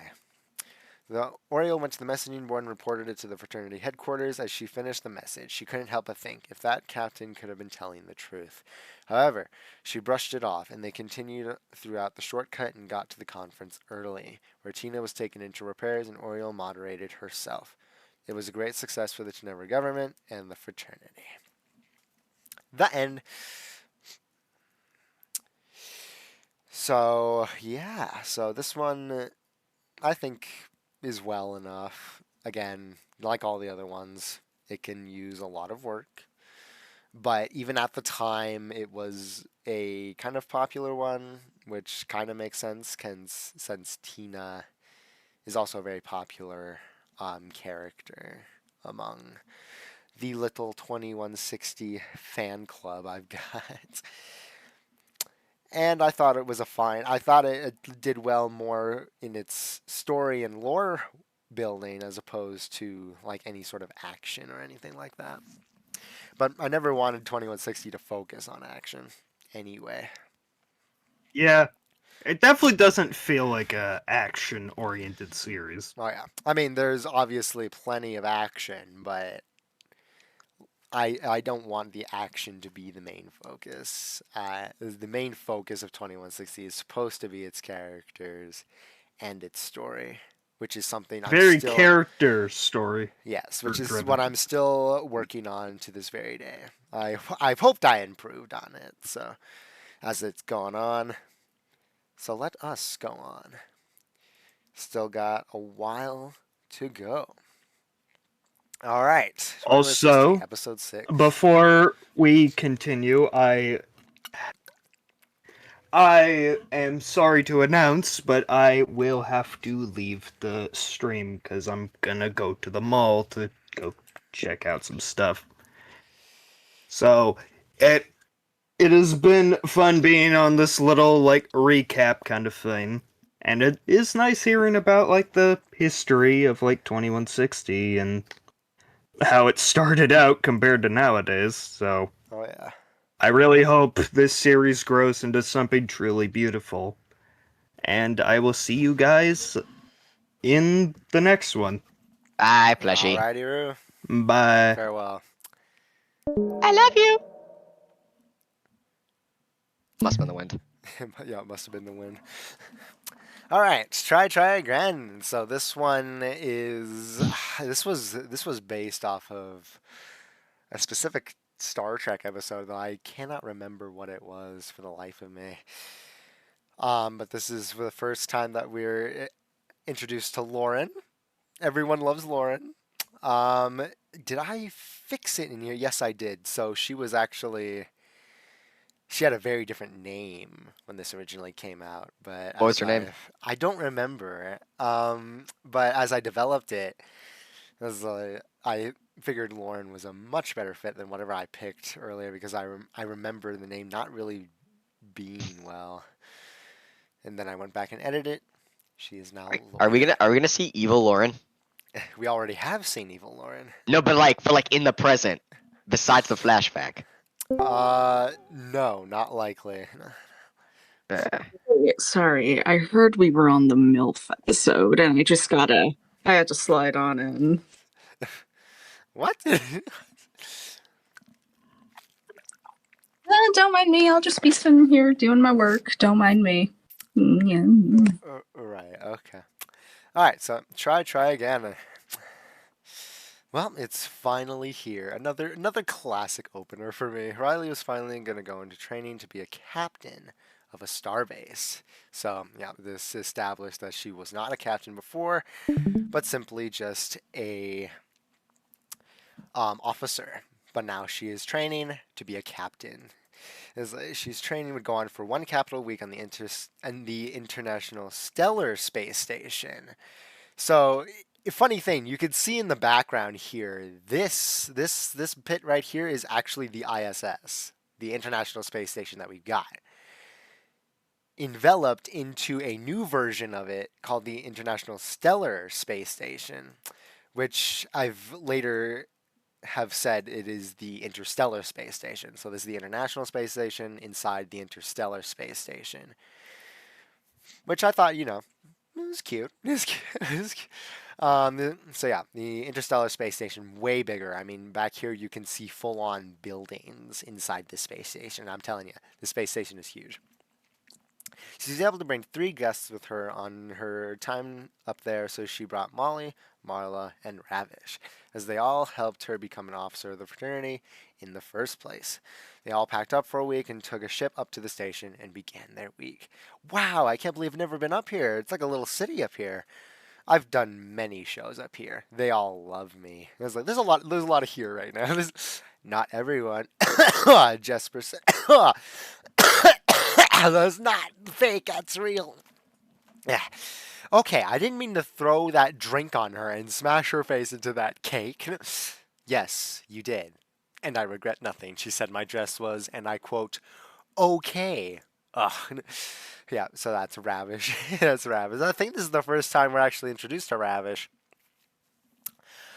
In this entire series, where we can get hints of her insecurities. When she gets a dress called just okay, she completely freaked out. All right, guys, let's try to get along, please. Yes, guys, she doesn't need the stress of you two barking at each other. As I'm talking about you as well, Molly. Hey, good evening, Madame. Miss Riley, we've been expecting you. Hello, I'm really glad you guys have given me this opportunity. I promise I'll be the best one here. That's what I like to hear. Come on, I'll show you all to your quarters. The man showed them to their quarters, the best in the place. It was a huge room, 2 floors that looked down on the old International Space Station from the early 21st century, and the businesses and people going on about their days. They all got situated, and Riley said bye for the day as she headed to training.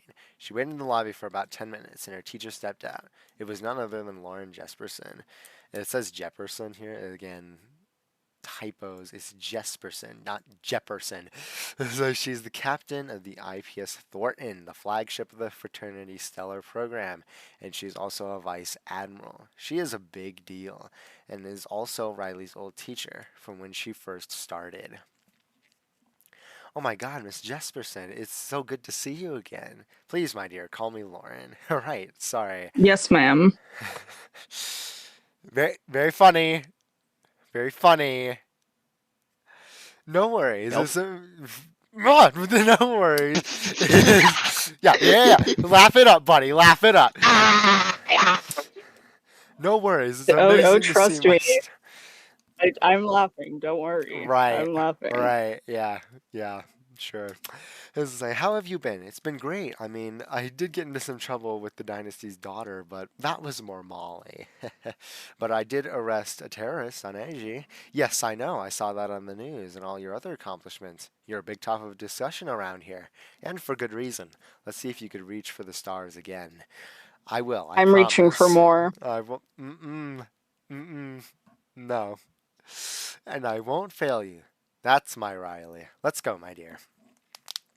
They then started Riley's training. Alright, so, I mean, I don't know if this has been clear to anyone, but Lauren is based off of Christopher Pike from Star Trek. Of course, I get a lot of my inspiration from Star Trek, so if Riley was James T. Kirk, then Lauren would be Christopher Pike. Oh. They then started Riley's training. She got started with combat. It's important for a leader to always be prepared for a fight. They chose Dumag weapons, and Riley and Lauren fought each other again and again. Every time Riley would lose, but she kept getting back up. But it was never enough, and she couldn't beat her. They then focused on knowledge of drills, important calls, and emergency numbers. She only got a 25%. Lauren was sort of shocked Riley was doing so poorly and let her go for the day. Oof, how disappointing. Oof, that's rough. Well, that went great, said no one. So I reckon I didn't go well. Oh my god, it was a nightmare. I couldn't beat her in combat and I only got 25% of my drill test. Ouch, that stings. Right? I know. What? Oh, no, not you. This dress. It's too tight. Ha ha ha. Nope. I think you're just nervous. Get a good night's sleep. Sleep it off. No, I'm going to be studying everything. I'm not letting this go. Riley heads upstairs and studies in her bed. I hope she does better tomorrow. Oh, hopefully. I just need to unthread it and make it bigger. Not you, Ravish. The next The next day, she met up with Lauren again. They focused on learning the ropes and the task of the job that comes with being a captain of a starbase. After that brief lesson, they went to a simulation where she could play the part. She had failed the test. She had demanded to take it again, so she did. Another fail. Again, she cried, and over for hours. While she was getting better and better, she still couldn't make the mark. The next day, they revisited combat, and she couldn't beat Lauren. On the drill, she got a 50%, but still not good enough. And the second to last day, Lauren pulled Riley aside during the simulation test. Riley, please, you need to calm down. With all due respect, Lauren, but how could I? I'm completely failing this training. I can't beat you in combat. I can't get higher than a 60% on the test. I'm forgetting the lessons. I can't do it. Wait. 60%, right? Shut up. What if she got like 7 more percent, right? Yeah? What percent would she have gotten? Put yourself back on mute, boy. No, Oh, I'm reaching for more than 7. I'm reaching for more than 7. Stop it. listen. What if you top the class, right? You become her teacher's pet. That's me, bro. That's me. I'm getting 100%. I'm Just for the kind of milk reaching for Right. Just for the milk 69% privileges. at the very least. Dude. That's tough. That's still tough. No. Both of you. Get back. Get back. Go back to your mute. Oh, what do you mean, huh? What am I doing? No. Yeah, you know what you're doing. You know what you're doing. Crazy stuff. Alright, you're right. You can't do it. Not this. Dear, I think you should go back to your room and pack things up. You'll leave tomorrow. Yeah, you're right. Thank you so much for this opportunity. It was always a dream of mine, and even though I didn't get it, even having the training, I'm extremely grateful. Of course, dear. See you around, Lauren. Well, I'll definitely be seeing her around. Shut I'll up. definitely be seeing her around. Shut up! Riley went back to her room and hung out with her friends for the night. The next morning, they all started to pack up. Oh, babe, I'm so sorry you didn't get it. Want me to go speak to those assholes that didn't give you the job? I'll be super nice. Thank you, Riley. Thank you, Molly, but no. Yeah, Riley, I'm really sorry you didn't get it. Really? I can feel sympathy. Whoa. Oh, shush. Well, let's get going, guys. I don't want to miss the bullet. The bullet, as in, like, the space Bullet train, basically. Yeah. See? Bullet train. You get it. I'm Yep. smart. No, you're not. Yes, I am. Yes, I am. Right. They Yes, were, he is. don't agree with him. They were just about to leave the room when suddenly they got a knock at the door. Riley opened it up and saw a man with a note in his hand. He then handed her the note and she read it to herself. She got a shocked look across her face and ran out. Her friends were confused. Riley burst into Lauren's office and smashed the paper on her desk. Yes? I got the job? Yes. How? How did I get this? I completely butchered the training. I failed all the tests. How? You said I couldn't do it. Yes, I did say that when we were in training. You couldn't do the training. Listen, dear. This job is going to ask a lot of you. A lot. This training barely scratches the surface. I gave you the job because you didn't give up. You were put down, yes, but you always got back up. You used your studies and changed outcomes. You were so clearly passionate about this work in the fraternity. This is what we need in a captain. Are you sure I'm the right person for this job? I'm positive. Riley then hugged Lauren tightly. Thank you. Thank you so much. Oh, it's no problem, Riley. She lets go. So, what's my assignment? The alumni. Holy shit! Excuse me? Oh, I'm so sorry for my language, but are you serious? The alumni? That's the interstellar program's flag base. Next to the biggest names in the fleet. What? I thought it was Alumi. Excuse me? I thought it was Alumi, bro. It's You don't know what alumni. What's an It's alumni? Like the best of the best.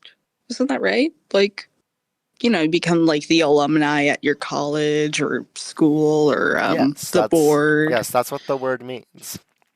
Oh. And it makes sense Didn't that know the that. alumni would be the flag base. Like, you know, there's a flagship. Well, this is Yeah. the flag base. The alumni. That's tough, actually.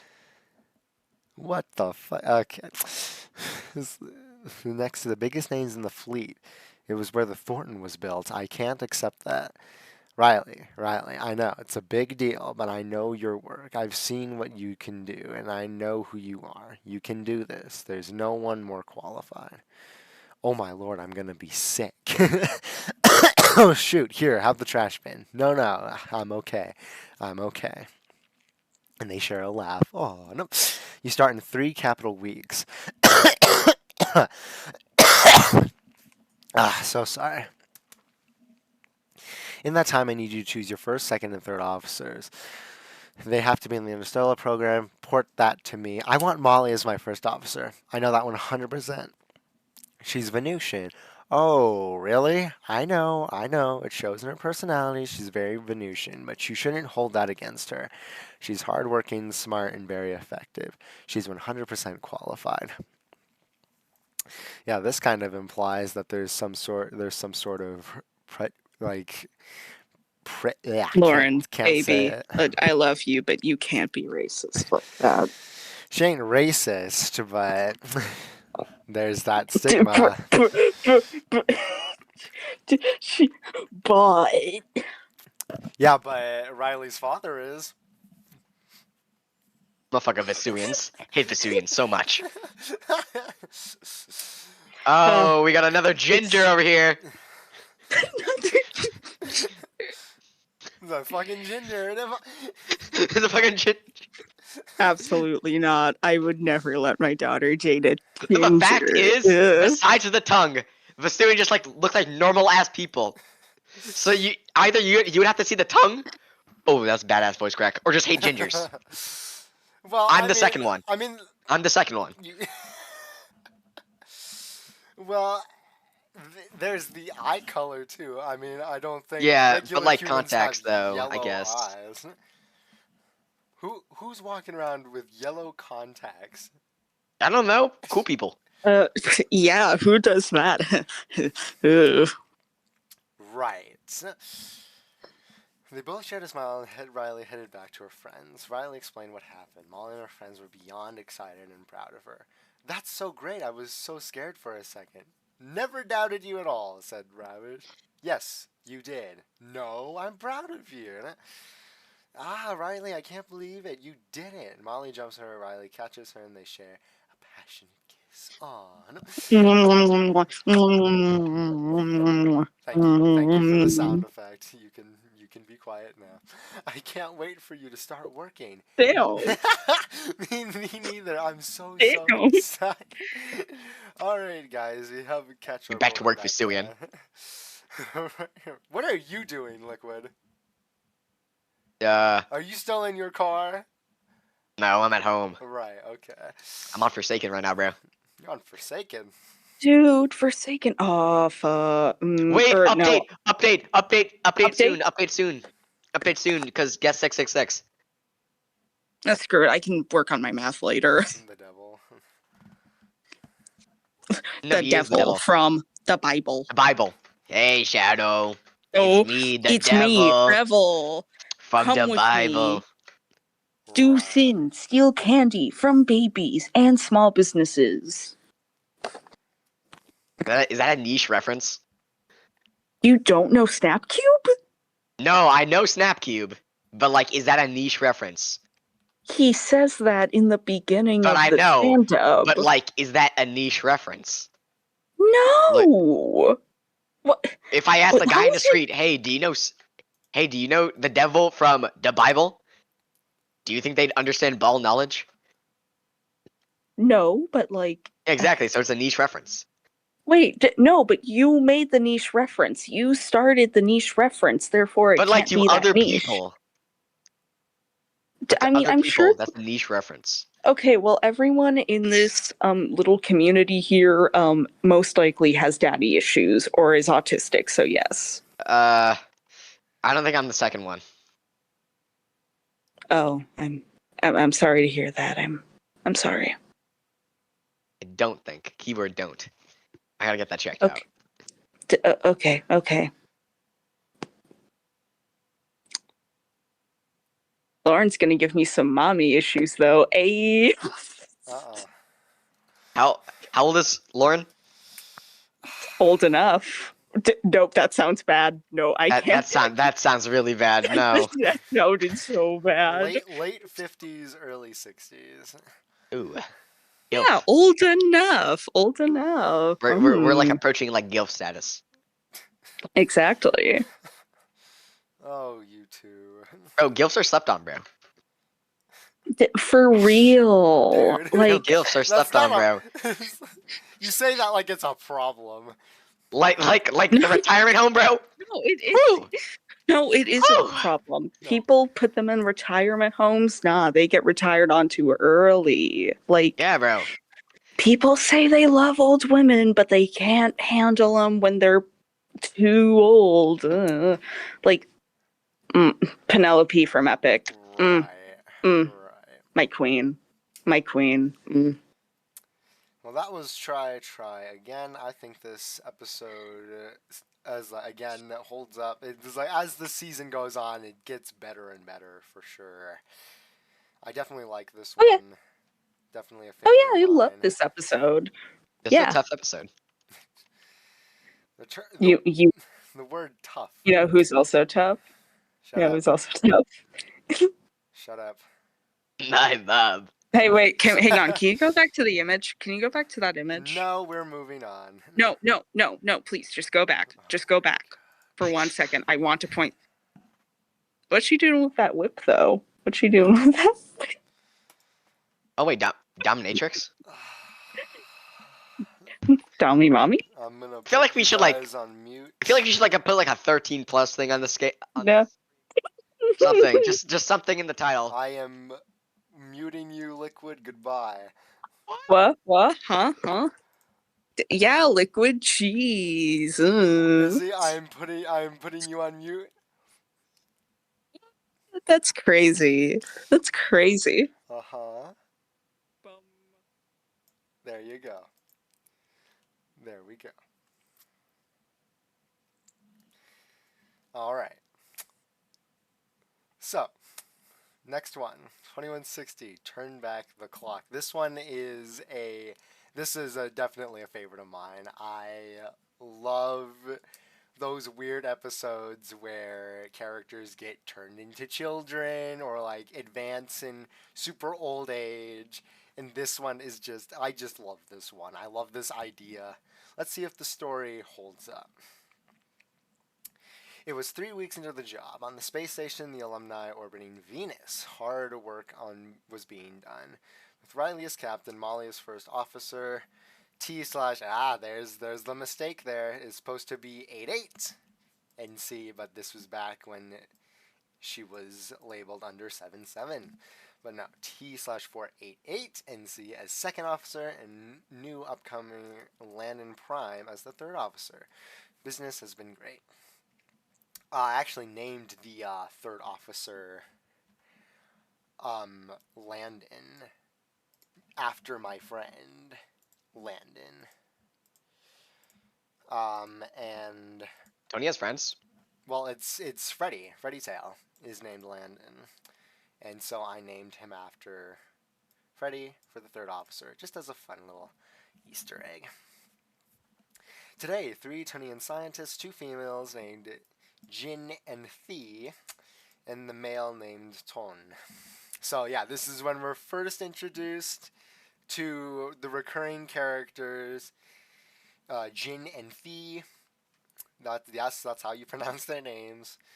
They, of course, they show up semi-regularly with some sort of new invention of theirs that goes horribly wrong and messes things up and kicks off the plot for the episode.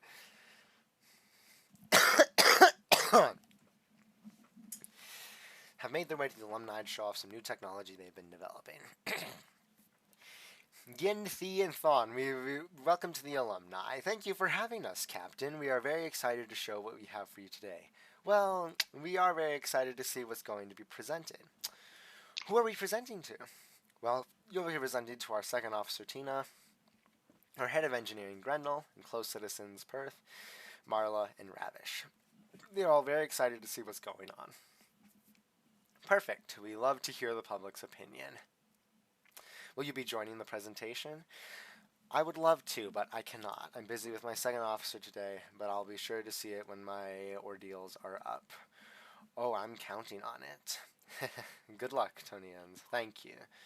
Riley leaves. The three Tonians also leave for a guest room where they get set up for the presentation. They put it together.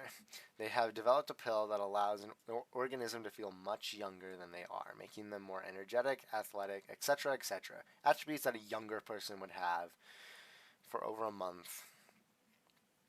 I think I did a little spelling mistake there. It was like, this would be a pill that would affect someone for a month, is what I'm trying to say here.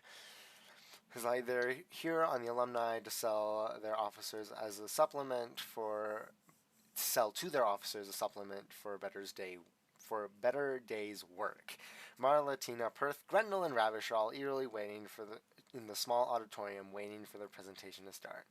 All right, everyone. Oh, here? this McDonald's is Ready? so good.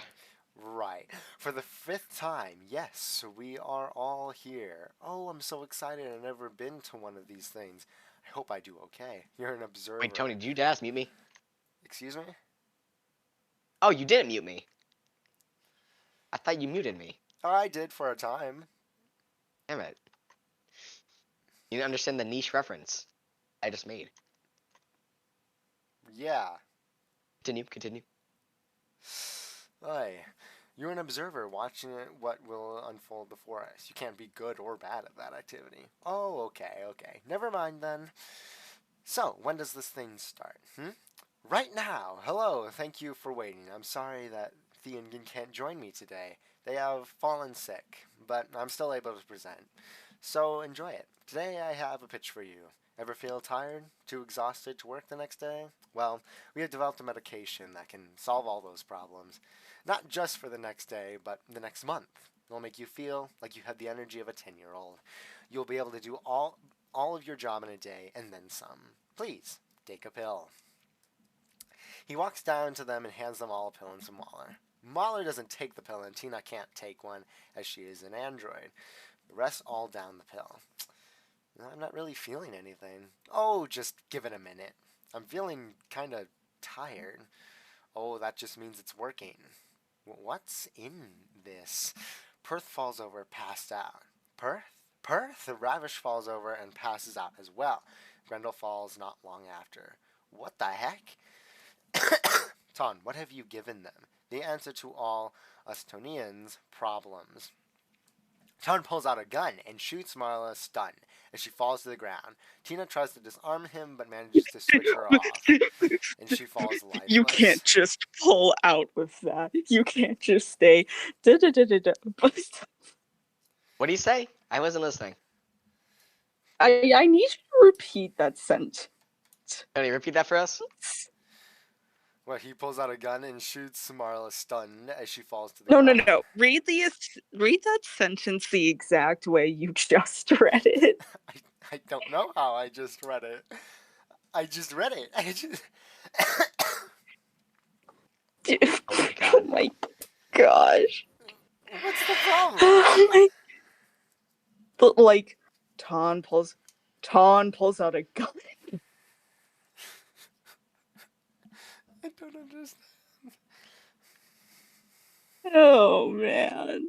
Dude, I'm in my I just need a speakers. library right now. I can't be saying that. Ton pulls out a gun. and shoots Marla stunned. It's like, I don't understand. Why'd Ton do that? It's not like he's evil or anything. Oh yeah, totally not. Well, I mean, not evil in the sense of the word, just frustrated, I guess. Ton might come back. Han's locked in. Yeah, about 5 hours passed, and Marla finally woke up in the auditorium with Tina on the floor. Strangely, Perth, Grendel, and Ravish were all gone. What the heck happened? Tina, oh my gosh, Tina! She turns her back on.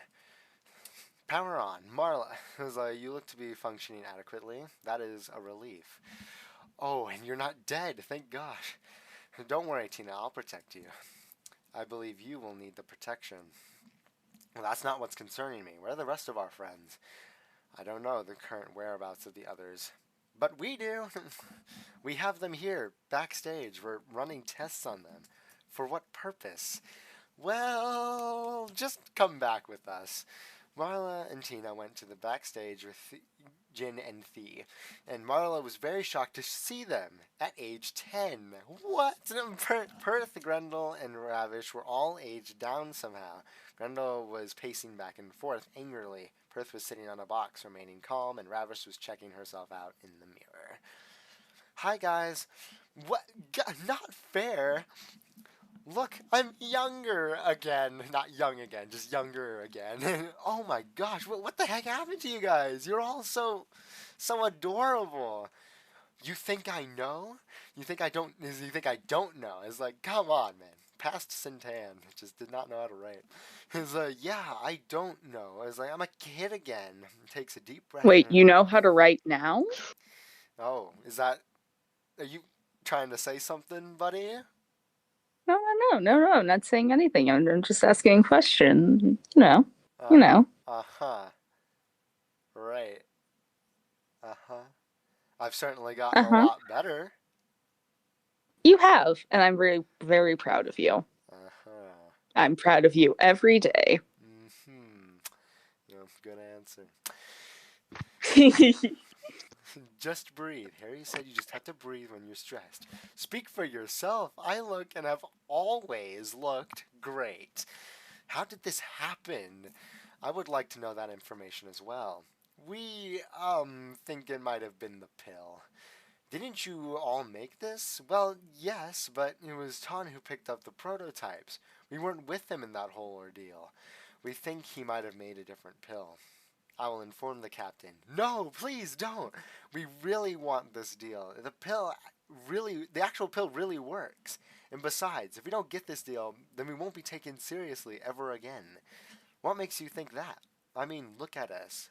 We look like we're both 10 years of age. We speak like children. We're energetic like children. No one takes us, Tonian, seriously. Is he? Please. We know we have no right to ask this. Please don't tell the captain. Well, if we could find Tongue and find out what's going on before the captain finds out, we can keep it under wraps. Correct. Let's split up into teams. Theingen, myself, and Grendel, Marla, Perth, and Ravish. We'll find Ton and bring them into the brig. Affirmative. Got it. And so the teams headed out. They were all greeted with a lot of the alumni's crew, all passed out on the floor. Molly went up to one of them and took a blood sample. She went to the med bay and slipped it under a microscope. She saw that the cells seemed to be getting younger and cells were disappearing. Whoa, what's going on? I can't see. Oh, sorry, here you go. She picks up Perth and puts her on her lap. Sorry, but you're just so cute. Anyways, she looks. Whoa, indeed, they're getting younger. It's so simple. I can do that. Do what, Perth? Okay, so I went to two capital years of medical school and anatomy when I was 17. If I had more blood symbols, I think I could make a medicine that reverses the process. It's so simple. Good work, little one. You're growing up so fast. Marla, I'm not a kid. You sure do look like it. Just get some more samples. Damn. It's like Ravish, man. You kind of mean. As Marla and Ravish gotten more blood samples from the adults, now turned children. They brought them back into the lab, and Perth started her hard work. Tina and Grendel went wandering around the alumni, following a trail of the passed out. They came across a dimly lit room with children's toys, drawings, and supplies scattered around the place. Suddenly the intercom came on. "Oh, great, you're awake. I was hoping you'd be out for a couple more hours. Guess I have to change that." "Dude, turn me back to normal, and my friends." "What are you displaying is an act of unlawful and forced experiments on a group of people without their consent or know-how. This will result in 60 years in a fraternity prison. Unless you help us turn them back, 40 years.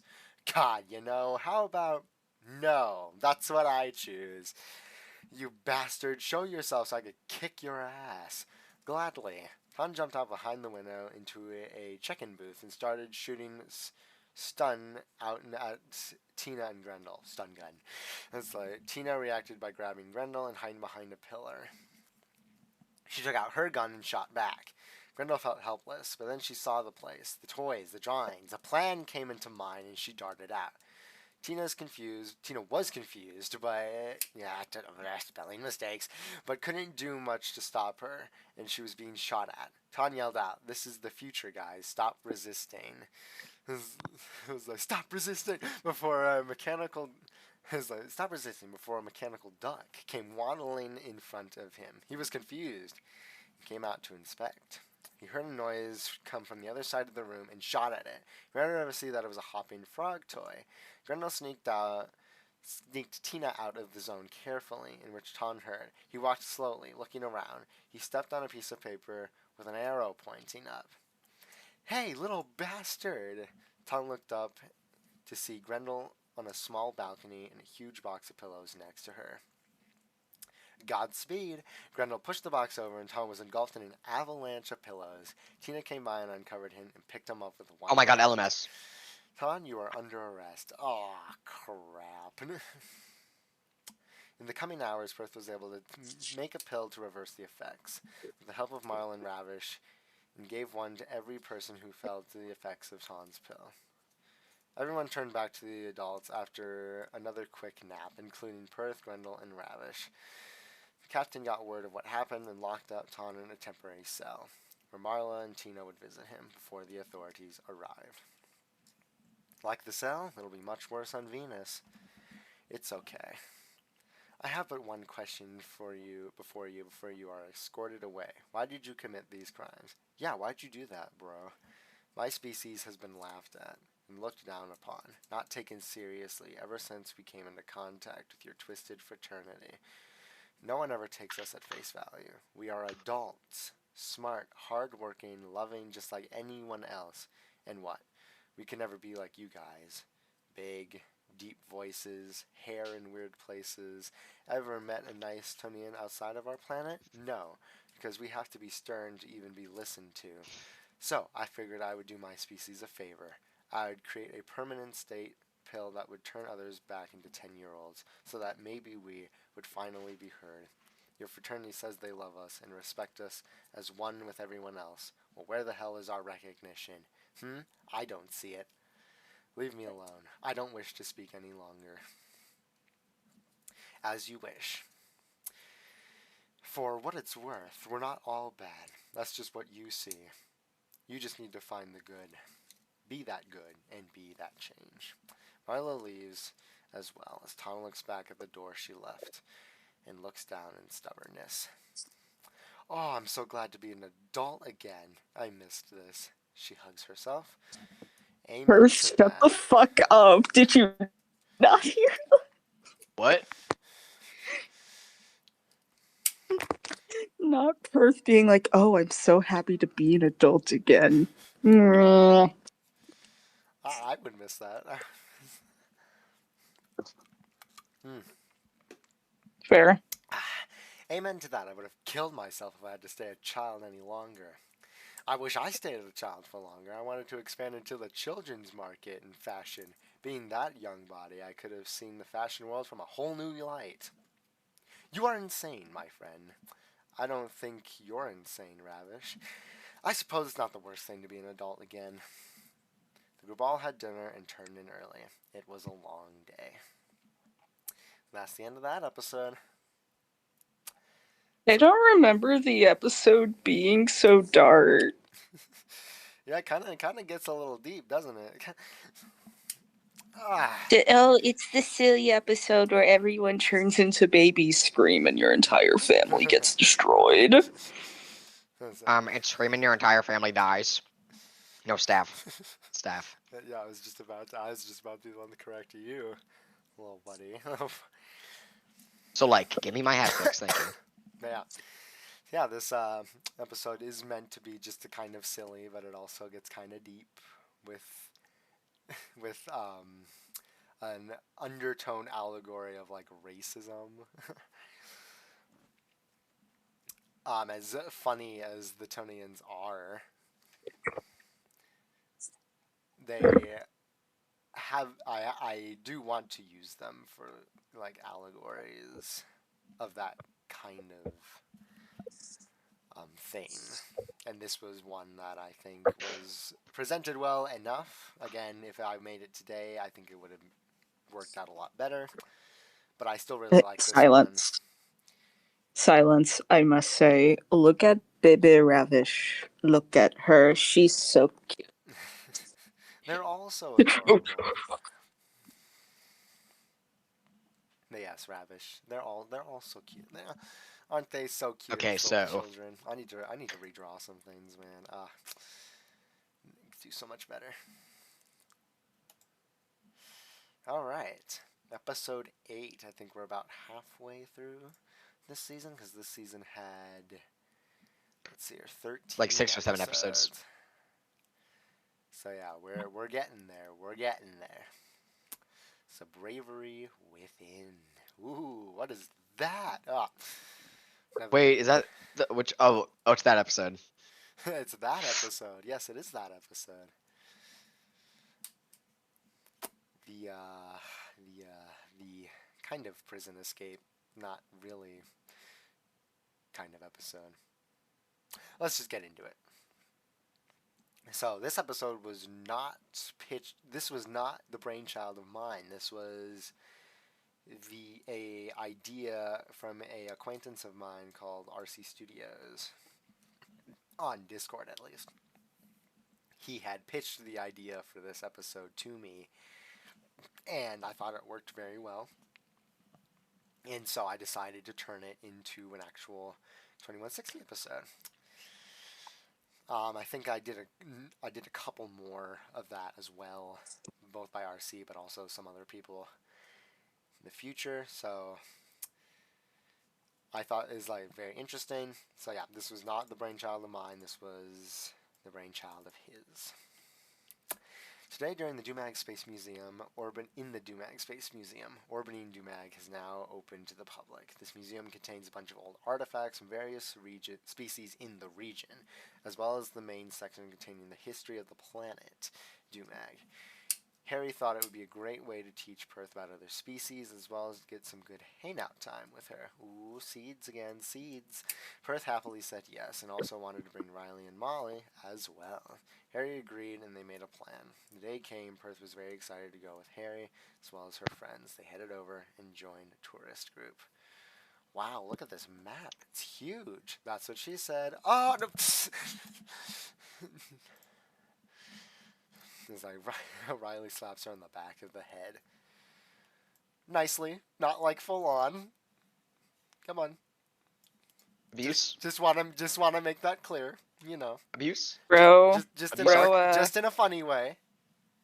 Like a teasing way. bro gets mad at us for our brain rot and then does shit like this. When will the silliness be brought back? When will older men stop taking the silliness from the youth and the women? Okay then. I was like, so No, Oh my it's God. a joke. You didn't get No, it's a joke. No. Please don't treat it awkwardly. Please. I'm not. Please laugh. Please laugh. Please. I did Please laugh. For what reason? I just emoted in front of the killer. I'm cooked. I'm cooked. I'm cooked. I can see that. You call this? Yeah, you call this brain rot? Yeah, whatever. This is so funny. You're so funny. I know. I know. That was so I- funny. Did you understand the joke? No, but she said it was funny. And Guys, I then rolled. Exactly. Richie runs You into see? Perth. Ooh, sorry, miss. Ooh, it's okay. It was like Richie was a Recan male who took up the tour after hearing about it coming in the region. So yeah, as like we've seen this species pop up a little bit. I have yet to make a exoplanet overview. I always of forget the this guy. Recan species. Yep, there he is. Lovely little guy. Ooh, it's a good Um, ass onion. Yeah, I know. He's like really does look like an onion, doesn't he? Doesn't he? Funnily enough, this is Onion. one of the No, I'm characters. talking about the onion in my burger. Yeah, right. Like good ass onion, bro. Sure. I just have to like elaborate how good my McDonald's is right now. Like it's just that good. Stop talking. Funnily So enough, that is good. a character that people actually want to see come back. So you know, who knows? In the future, maybe we will see Richie again. But yeah, so Recan is like I will eventually make a exoplanet overview of this species. Recan male took up a tour after hearing it coming into the region. He was a shy individual, but tried to be as social as he could. He was also very into robotics and technology. He was also 15, who parents died a year prior. What am I, Disney? And now being cared for by his grandparents. Anyway, the tour started up. They went through many different exhibits, such as the ancient world of Dumag, the wilderness of Vendai, Murgan history, and much more. Wow, this stuff is so cool. I'm glad you liked it. I figured it'd be a good way to learn about other civilizations. Perth hugs Harry. I'm just glad I could come with you. I am too. Look at that, babe. Isn't that sweet? It really is. Aww. No. Suddenly, a low boom noise was heard from the group, and the place turned red with screaming lights. And the place suddenly went on lockdown. The group was confused, but ready to help wherever was needed. Then it came. From above, a huge animal came dropping down. It was a Dumag creature, one that was bred to be tough to fight. It was huge and very dangerous. So yeah, on this planet, they take many of the native animal species to fight. I mean, that's major part of their culture is that they have like arena battles with these very dangerous creatures. They don't kill them or anything, but that's one big part of their species is to fight. And so like how us humans breed like cows to eat, they breed these animals to fight. Riley and Molly sprang into action, pulling out their stun guns and started shooting at it. It was doing very little effect, only agitating it more. The creature cut off Harry, Riley, and Molly from Perth and Richie. The duo continued to try and stun the creature, but it started to attack others and broke the floor underneath them, separating the group, and the animal was loose within the museum. Perth and Richie found themselves in a darker part of the museum, focusing on the nocturnal I'm not gonna try to pronounce that. It is a alien species in text only. Species. Richie was freaking out. Oh my god, oh my god, oh my god, oh my god. Hey, calm down. Deep breaths.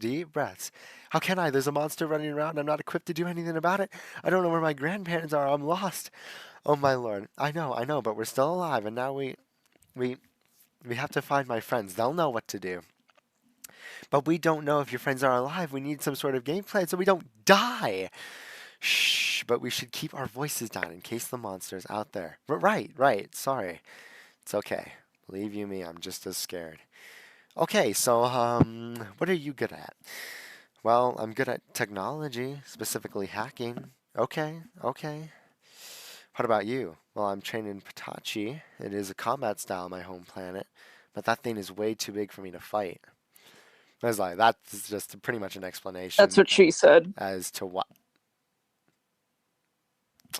See, you make fun of that earlier, but now you're saying the joke. So, Izzy, you're cooked. Exactly. Izzy, you're Exactly. cooked. Exactly. so, See, and now you laugh, and now we say I'm Izzy, funny, Izzy, and everything's fine. sure, yeah, you're funny. Ha ha ha ha ha. Anyway, Oh my god, what is this lag? so yeah, this is just a kind of just an explanation as to why she knows how to fight, as opposed to any sort of like training outside of her planet. Fight. Oh my god, I got it. There's an exhibit about the GM. They're an not an exciting species. That is meant to say extinct. They are an extinct species. I hate when that happens. Oh, spelling. No, they are an extinct species, but they have very impressive technology. And one of the things they brought in was an AI soldier. If I can hack into it, maybe they can fight the monster. Perfect. Sounds like our best bet.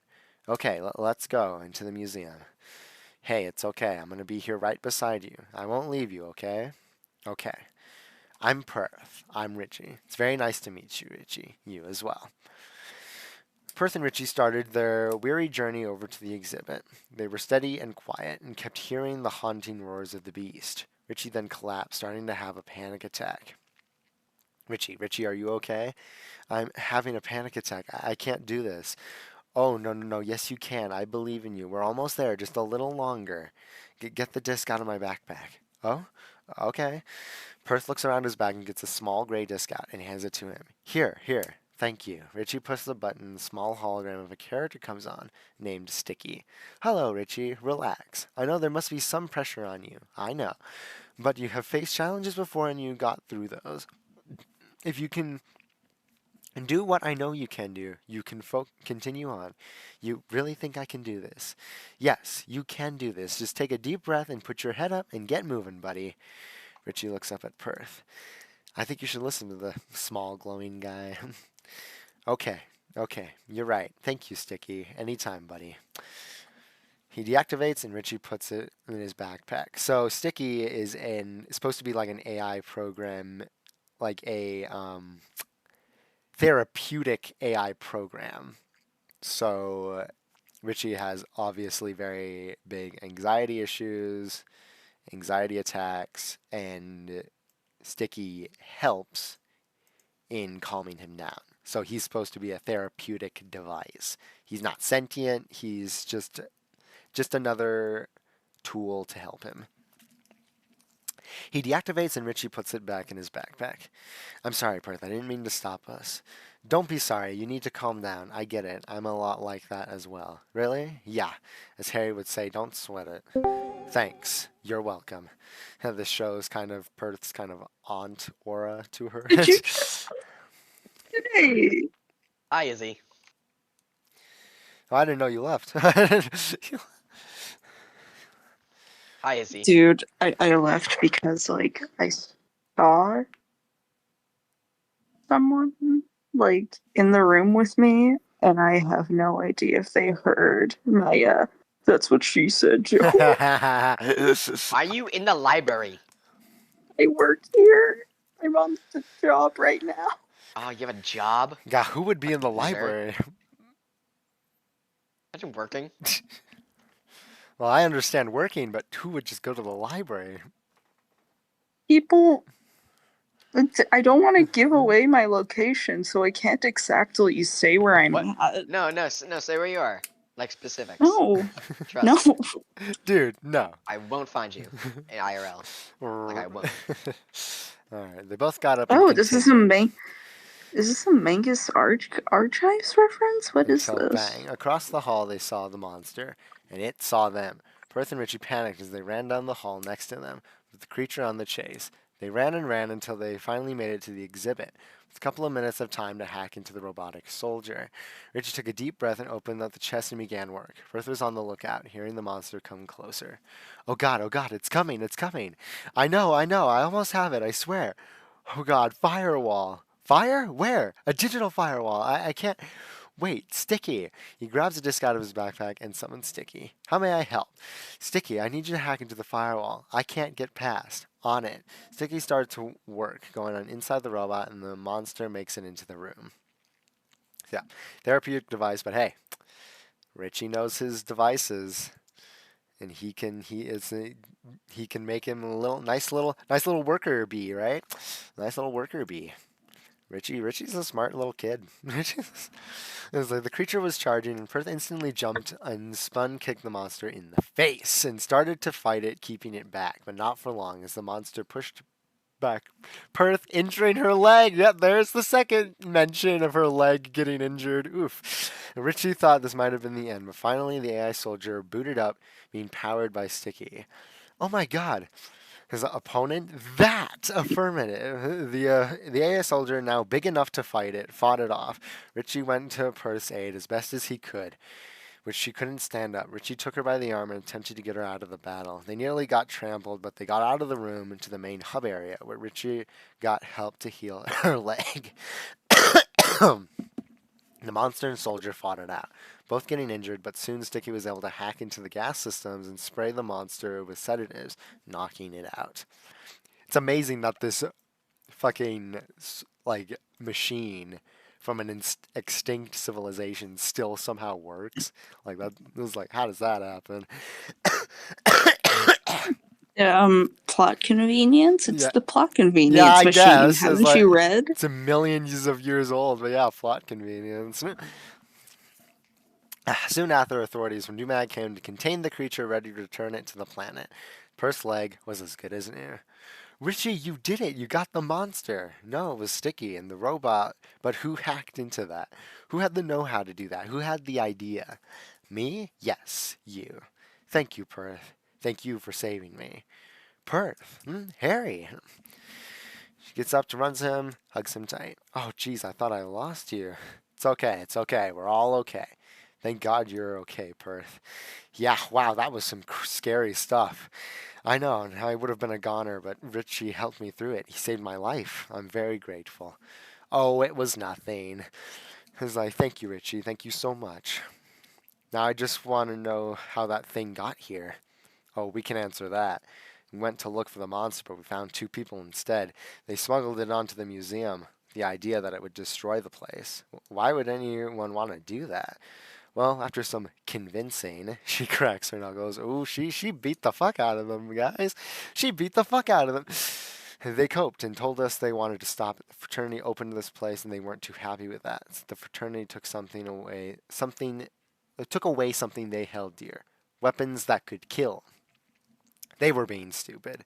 That is stupid. Thank you, Perth. Oh, excuse us. We have to go talk to athletes. Oh, the authorities. It's supposed to be authority. Wow, there's a lot of spelling errors in this one. Oh, I am so sorry for people who read this one. Oof. So, Richie, what are you going to do now? I have to get back to my grandparents. Well, if it's okay with Harry, maybe want to go to us to a dinner? As a thank you.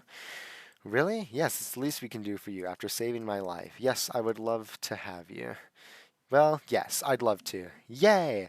After Riley and Molly were done talking to the authorities, the group left the museum and headed out to dinner. So, yeah. So, and then this little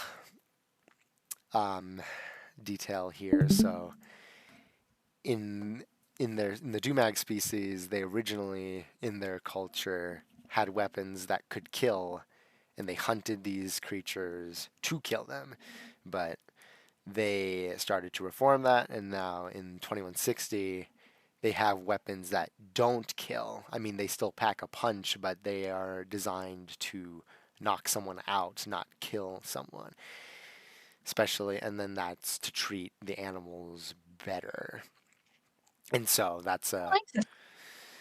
and so yeah, and then I like that episode. yeah, and so there's people who are angry about that and want to stop that, which is where the basis of that came from. So yeah, this one held up pretty okay. I thought it was a pretty good idea again, and it turned out well in Guys, execution. still have a McFrosty left. Hi, Chihuahua. And then in the back here, you can see a Easter egg of the an allure top. That's Ravish's species, and this is supposed to be like an ancient version of their fashion. So there's that for you. Yeah, that was a good one. Again, I wish it was a little more popular, but that is all right. Not all of them are going to be hits, like this one. Wait, hey, wait, hang on. Liquid, do you want to play Loco Official? Do you want to play Uno? Hold on. Gotta find a game. Yeah, I can get us a private server. I gotta find like a really good game. What do you mean you gotta find a really good game? Hold on. Yeah, all right. So I episode invite you 9, to Incredible this Gassy one Obby. is focused on Ravish and her insecurities. This is the first time that we were able to actually delve into her psyche and her life. A fashion designer being However- insecure? Who could have guessed? That sounded douchey. Yeah, kinda. To all fashion designers out there, I'm all sorry. You all fascists. I like wearing cool clothes, so does that make me a fascist? You probably have a like Jason t-shirt on with blue shorts and like the sweatiest socks imaginable right now. I don't want to hear from you. No, I'm wearing socks and sandals right now. Socks and sandals are low-key slept on. No, I believe that. Now play Uno with me. I'll beat your ass, but okay. Loco Official. Heck yeah. Okay. If I lose, I'm telling you Tony's release date. Actually, no, that'd be more of a win thing. What, huh? Tony's is tomorrow. Final Tony's is tomorrow. Final Tony's is tomorrow. Let's go. If you guys are gonna play a game, I'm gonna put you guys on mute so I can continue my commentary. Just FYI. We're at the kids' table at Thanksgiving right now. For real. I'm not even supposed to be on call. We're not allowed to be on call behind the desk. Just tell you're talking to your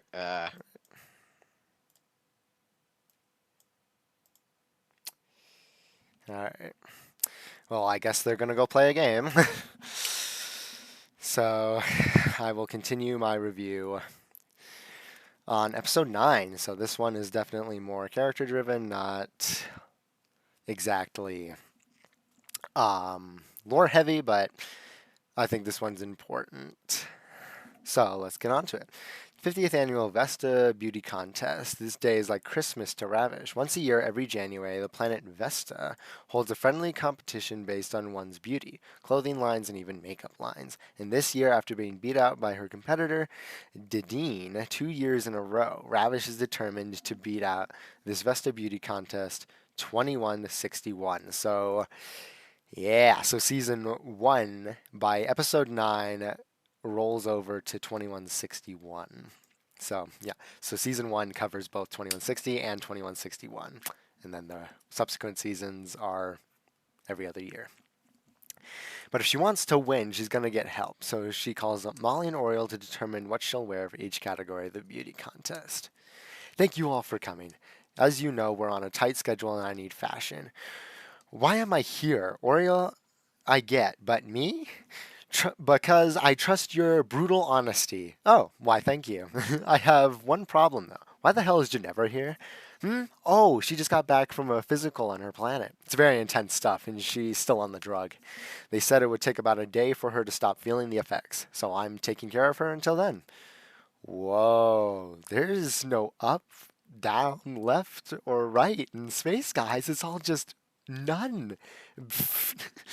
As like Ginevra on drugs is just hilarious. At least I think it's funny. It's like, I'll accept it. Now, I need a dressing for formal, casual, old world, trendy, and finale. Final whole outfits I need. Oriel, you're in charge of putting things together in the modeling cube, and Molly, it's your job to criticize, and it's my job to get beautiful. Got it? You can count on me. Let's do this. Is an orange called orange because an orange is orange, or is orange called orange because an orange is orange? It's like, oh, that's a tongue twister, isn't it? So yeah. In the future, they have these things called modeling cubes, and then you can design a dress using using a program, and then it prints out the dress for you. So you don't have to like sew anything. You can do the most extravagant thing, and then it prints out the dress for you. It's either that, or then you can print out the materials for the dress and then build it yourself, which is more Ravish's speed. She likes to build them. The small team broke. Oriel and Molly went to the modeling cube and put together 5 different outfits for Ravish. They sat there for the next 10 hours putting together ideas, criticisms, and styles in the simulation. However, they were able to get it all together and the machine started to print out the templates. Another 10 hours went by and the printing process was done. Ravish immediately called up some of her employees in the area to put together the dresses and get fitted in. Wow, Ravish, I hate your beauty ego, but damn, you look good in that dress. Oh, darling, I know. I think it's a winner. You think? You think? Oh, no, that's not good. You have to know. I have to know. It's a winner, Oriel.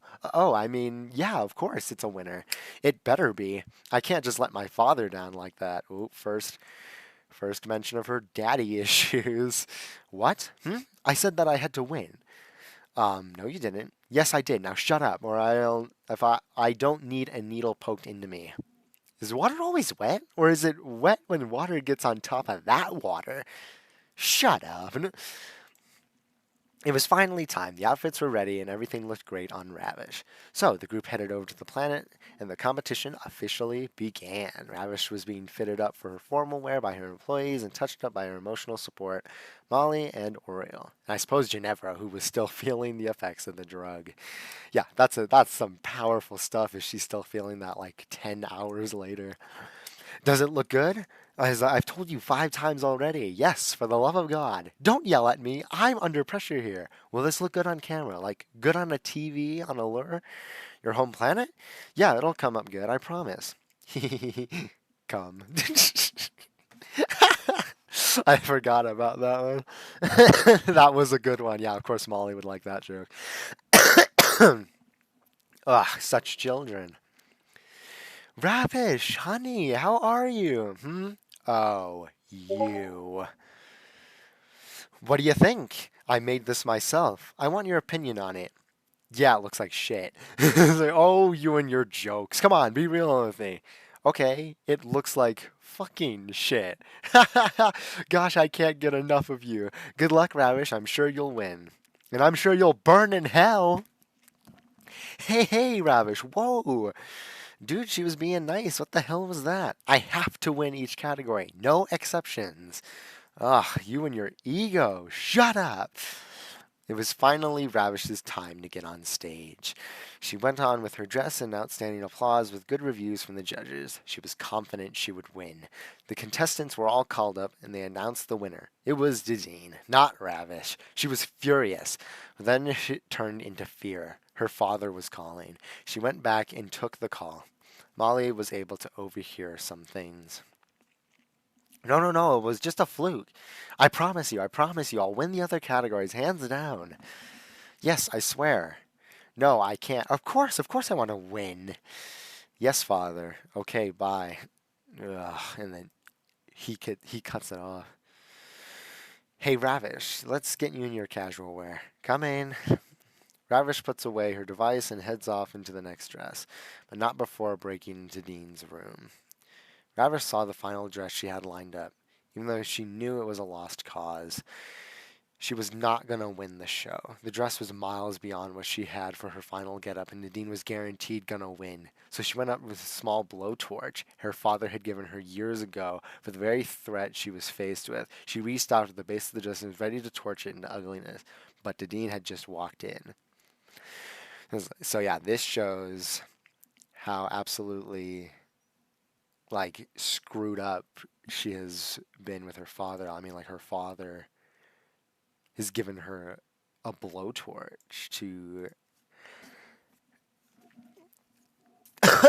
sorry, has given her a blowtorch to mess up the other contestants' like dresses. And again, this just shows how much control he has over her life, at least at this point in the story.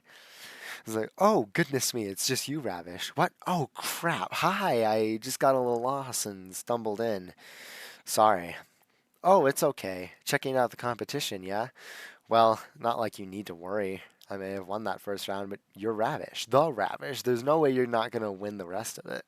I mean, they call you Ravish for a reason. You're ravishing. So beautiful. You really mean it? Of course I do. This may be a little misbelieving, but you're pretty much my idol. Oh, please. It's true. I really mean it. No. It's like, I take inspiration from you all the time. Stop it.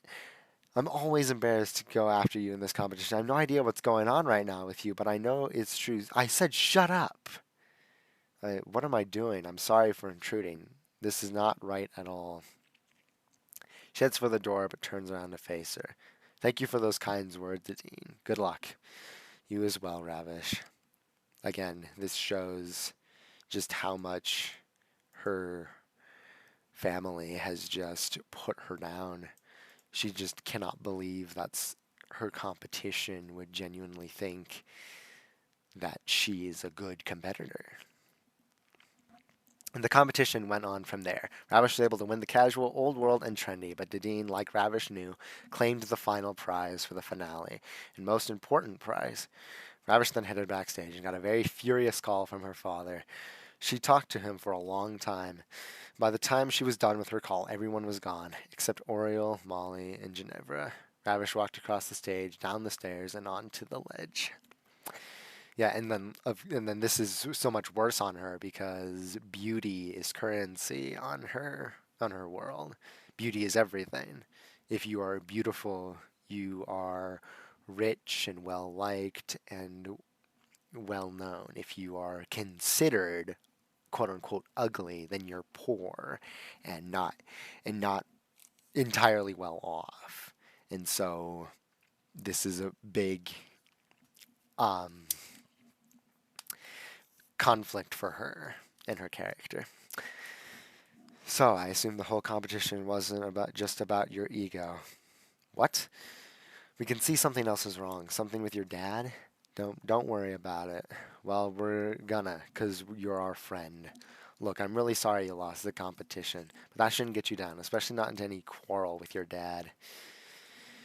No matter what I do, she looks on the screen, text messages from her father, screaming about how she let him down in disgrace to her species, culture, and everything that they stand for. I can never satisfy him. I will never be beautiful. Ravish, you can't seriously believe that. I do. You guys don't think it either. Comments on my ego and styles. You know what? You're right. Sometimes we go a little too far. Yeah, you got an ego, but believe us when we say that you are very beautiful, no matter what. Yeah, what she said. You're so pretty, and you should own that, not to be held up to your disapproving father. I thank you so much, guys. I needed to hear that. We're here for you, us and the rest of your friends. We all think you're absolutely stunning. Then she kind of laughs it off, and don't you forget it. There she is. There's the Ravish I know. Hail up the Cirrus. Come on, guys, let's get out of here. Agreed. I could go for a drink. Me too. I'm down. If I have time to jump in front of that bullet, why don't they just move? Yeah, Ginevra's still out of it, man. Well, the group headed off to Venus. They went into the bar crawling for the rest of the night. All the while, Ravish's dad was blowing up her inbox. So yeah, and that is the end. So this doesn't really end on a good note. she kind of just shrugs their comments off because what's important to her is the approving of her family, and she is not getting it. It's like, this was a lot better than I remember it. It's like, I don't know why I didn't like this one, because this one is a lot better than I thought, than I remembered. And I'm glad I made this one, because this one I really do appreciate.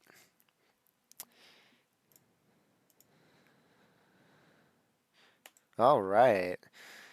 Now we're on to episode 10. This one is a definite fan favorite. Two birds, one stone. A lot of people really like this one, and that's understandable. I mean, hey, it's a merger story. Two people get merged into one person. I was like, I mean, that kind of story is always fun, right? It's like a Tuvix of a situation. If anyone gets that reference, I applaud you. So yeah, this one's definitely a fan favorite, especially this character here. I think it's like Riley or something, like a mix between Riley and Molly. They get mixed up in this episode, and this one's definitely a favorite of you guys. So let's get into it.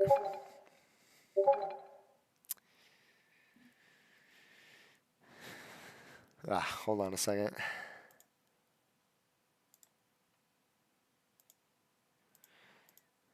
All right, I unmuted you. No.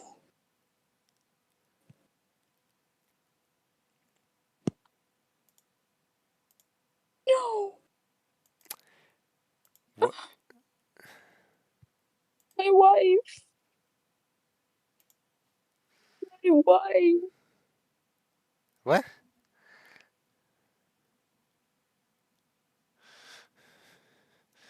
You won't let me say how much I love my wife. Right. Oh, Lauren. Yep, very funny. Very funny. Wait, oh, I love my wife. Uh-huh. I love her. All right.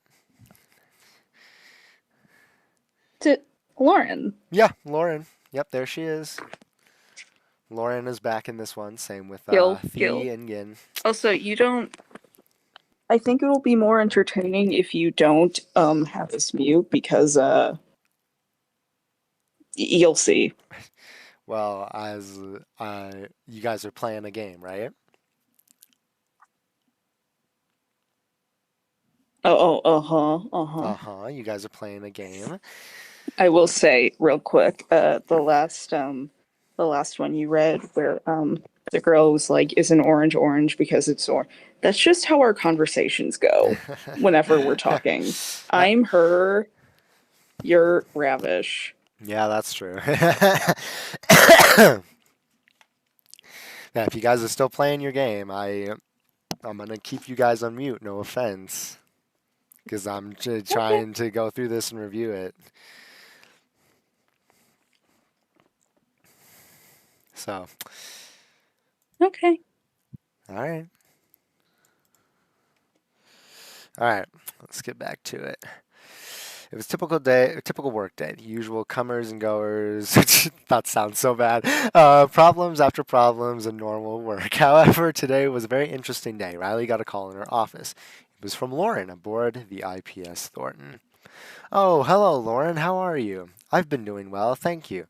How's the captain position on the alumni? Oh, it's very busy, but I can't complain. A lot of stuff happens here, and it keeps me occupied. I really love this. Thank you again. It was no problem. Now, about this call, I've got a great proposal to give to you. What's that? We have two amazing scientists here, and they want to test out a brand new technology. They call it a quantum disk. You step inside the two sides of the disk, and then it compacts the atoms of your person together into a single point, in which the disk quickly closes. It can then fly off at the speed of light and drop you off somewhere, and boom, your atoms are realigned, and you're there in no time. Holy cow. You use shuttles and bullets and literal elevators, and you mean to tell me transportation can happen in a snap with this? Yes, dear, this technology sounds revolutionary, and they feel it's ready for human testing. That's amazing. So obviously this is meant to be a riff on the transporter from Star Trek. However, it's meant to be somewhat more realistic, quote unquote, in the sense that if a transporter were to ever exist in our world, it would like disassemble you at the atomic level and then reassemble you the same way. But of course, it would have to be in a sealed area, because if you mix the atoms with someone else in the transporter, then oof, you got a real you're just dead. You're just dead. Which is why I've come up with like the quantum disk, which it compacts just your atoms in one disk, so it doesn't get mixed up with every one of the anyone else's atoms. Or at least that was the plan. That's the whole thing of this episode. And why the transporter from Star Trek would suck. And it's like, that's why I called. They want 2 people to test out, and I figured maybe you and your first officer would want to try it. Oh my, you know what? Yeah, I'll do it. That's my girl. I'll make sure to have arrangements ready for you to come over here. Thank you. See you soon. 1 hour later, Riley and Molly were on a shuttle to the IPS Thornton, the fraternity's flagship, orbiting Noah. I imagine this planet to be very colorful. I just want to get that out. They docked in the shuttle bay and met up with Lauren and the 2 scientists. It was Yin and Thee. Oh shit, babe, look. Then, Thee? Are you the scientists? Yes, that's us. How has your crew been since the incident? They've been good. Thanks for asking. Your friends turned like half of the alumni into children, right? Yes. Oh, wow. I wish I wasn't so busy. I wish I could have seen that. Then Riley hits her in the shoulder. Ow. Terribly sorry for my first officer's attitude. Sometimes she doesn't know when to shut up. Oh, excuse me. It's okay, it's okay. It's all in the past. This time we don't have ton, and we got very impressive technology to show you. Yes, after this is a success, you'll want these on all of your ships. Starbase is the works. That's what I like to hear. Let's get started. Riley and Molly were handed 2 of these quantum disks and took a shuttle on a 15-minute trip down to the planet Noah. Thee, Gin, and Lauren headed up into the empty cargo bay and set up the controls for the disks. Once ready, they alerted Riley and Molly that the disk would be activated momentarily. See you in half a second. Not unless I see you first. The disc activated and one side rose up and the other side stayed on the ground. They stepped inside the bottoms and the atoms squishing started. It was a very fast process, and in just 2 seconds they were compacted down to a single point. Back onto the Thornton, something went wrong. The top part of the discs were not responding and didn't close immediately. Yin stepped in and managed to close the disc 10 seconds after it should have closed. They suspect nothing went wrong, and the disc came back in half a second. They started to recompiling process, and their discs opened up and started to build up Riley and Molly again. But something was wrong. Very wrong. Instead of seeing 2 people materializing, they only saw one materializing between the discs. One materialized. The person before them was not fully Riley nor fully Molly, but she looked similar to them somehow. Very nifty thing you got here. Very... Whoa, what's with our voice? Hello? Who are you? What do you mean? The person feels her hair, face, wrists, look down on herself, and panics. Ah, Riley, Molly, where are you? Calm down, it's okay, you're safe. Yin, what happened? Let me, read the log. Crap? I don't like crap. Why crap? The disk delay that happened when they didn't close in time, well, it may have maybe mixed Riley and Molly's atoms together into one being. What? Yes, what?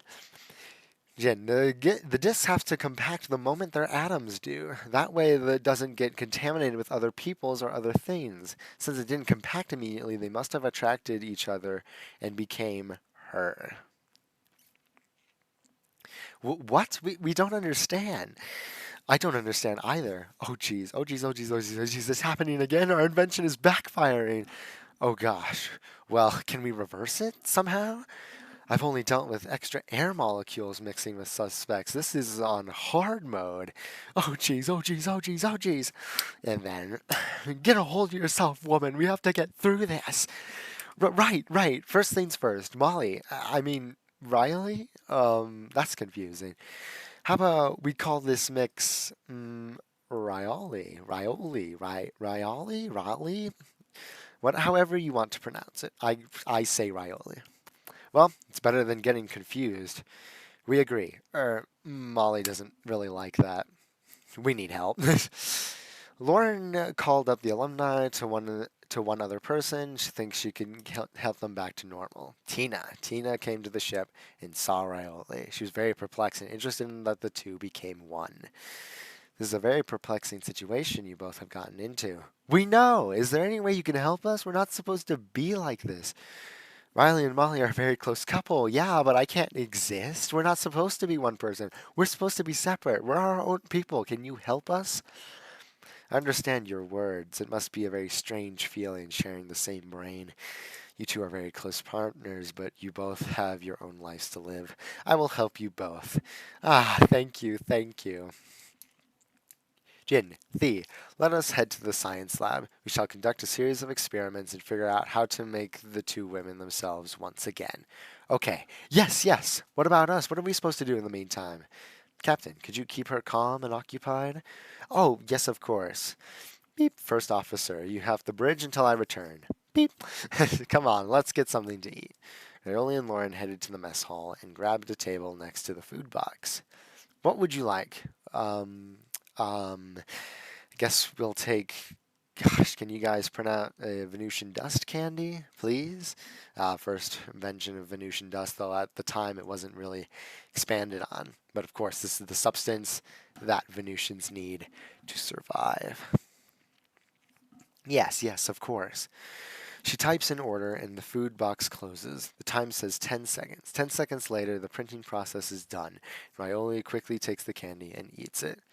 This candy helps Molly calm down. We don't think it's working, though. Well, perhaps talking about it could ease some tension on her. Well, it's a very, very strange feeling. We are our own person, but not at the same time. I mean, we use we, not I or me. It's we because we're always coming together with Riley or Molly. Whatever thoughts they have, we have together. Molly is frustrated and panicked, and Riley is so scared and confused. We can't seem to do anything. Nothing. We're sick of this. Why can't we just see each other? Riley gets up and smashes the table, then sits back down. We're so sorry. Sorry, everyone. Sorry. Oh, geez. And she starts to cry. Oh, honey. Girls. Molly, please, you have to calm down. We don't know what that can do to this form. If not for anything else, do it for your girlfriend. She's scared. Be the one she could count on. Riley, you must be beyond terrified. You have to breathe and have hope. Tina is here. They're getting something together. Find comfort in Molly. You two are now one. Be one for the time. Believe me, it will help. Rioli's breathing steadied. She went into her thoughts as they came together and comforted one another. She would hug herself. She was calm for the time being. She thanked Lauren, and they continued to eat. Lauren would take her on a tour around the ship and use the VR deck for some fun and games that they could play. Yeah, so the VR deck is meant to be, again, my version of the holodeck from Star Trek, except the technology in Star Trek with the holodeck is just absurd. I mean, it's a tiny room that can simulate literally anything, and like you can literally walk for miles without hitting the walls. Yeah, no. That's like I always thought the holodeck was just weird. And then then the holodeck can kill you too. It's so weird. So yeah, no, my VR deck, I mean, it's in a similar vein, but you are in a stationary place where you put on VR glasses, not like a VR headset, but VR glasses, and you can interact in a virtual world that looks virtually real. I was like, it'll come up in later episodes. I'll explain it better later. Riley being more and more content. However, Lauren could see she wasn't happy. Sure, maybe Molly and Riley were helping each other as one, but they couldn't see each other. They couldn't hug each other. They couldn't even speak to each other. It was all thought. Nothing about it was real. That's when Tina called them down to the cargo bay, told them that they had a plan. Can you guys split them up? We may be able to. Thea, Gin, and I studied the quantum disk, and just as we suspected, the 10-second lag brought the two women together into one being the manifestation of their feelings, thoughts, and relationship itself. Tell us something we don't know. We modified the disks. See, both have gravitational pull on the atoms of a life form. That's how it's able to compact into a single point. So when they are open for longer than the allotted time, those pulls come together to make Raioli here. So we thought, why not put in a system that reversed that? Read a certain signature of a certain set of atoms, Riley or Molly's, as they pull away, theoretically bringing them back. We'll initiate the process again. This time we reverse the process for a period of 10 seconds, close the disks, and reinitiate the rematerialization process again. And you think it'll work? Yes. Well, it's up to them. What do you want to do? Let's do it. Riley stepped in between the discs and said, I'll see you in half a second, not unless I see you first. And the process started.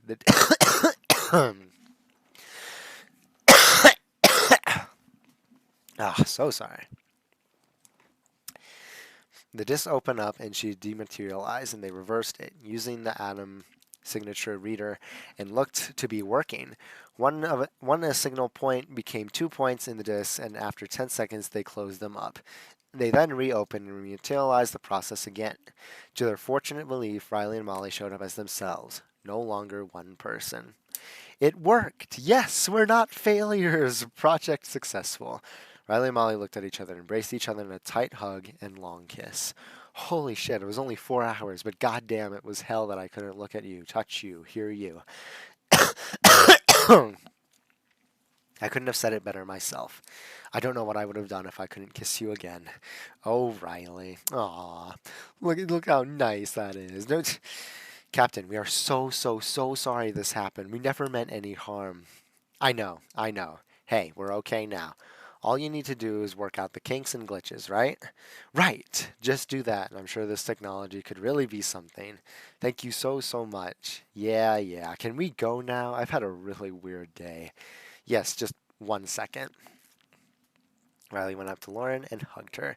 Thanks for today. I can't really explain my experience as Raioli, but you helped me a lot today. I was so scared. Anytime, my dear, anytime. You know I'll always be there for you. Thank you. Riley and Molly took the shuttle back to the alumni and took a long nap together. Tina stayed back to help work out the kinks with the quantum discs, as they seemed to work out. Lauren went back to her office and wondered what, if anything, happened to Raioli. I guess she'll never know. So, that was the end of that episode. Again, I mean, a lot of people like this one, but it really is kind of a nothing burger of an episode. Now, what would have been interesting, I think, if I were to do it again today, I would probably make it so that maybe she starts to split, or she'll end up dying if they don't figure it out. Just some sort of stake, because this episode is definitely lacking stakes. And so I think that's what I would change. I know a lot of people like this one, but it really does feel like a nothing burger of an episode.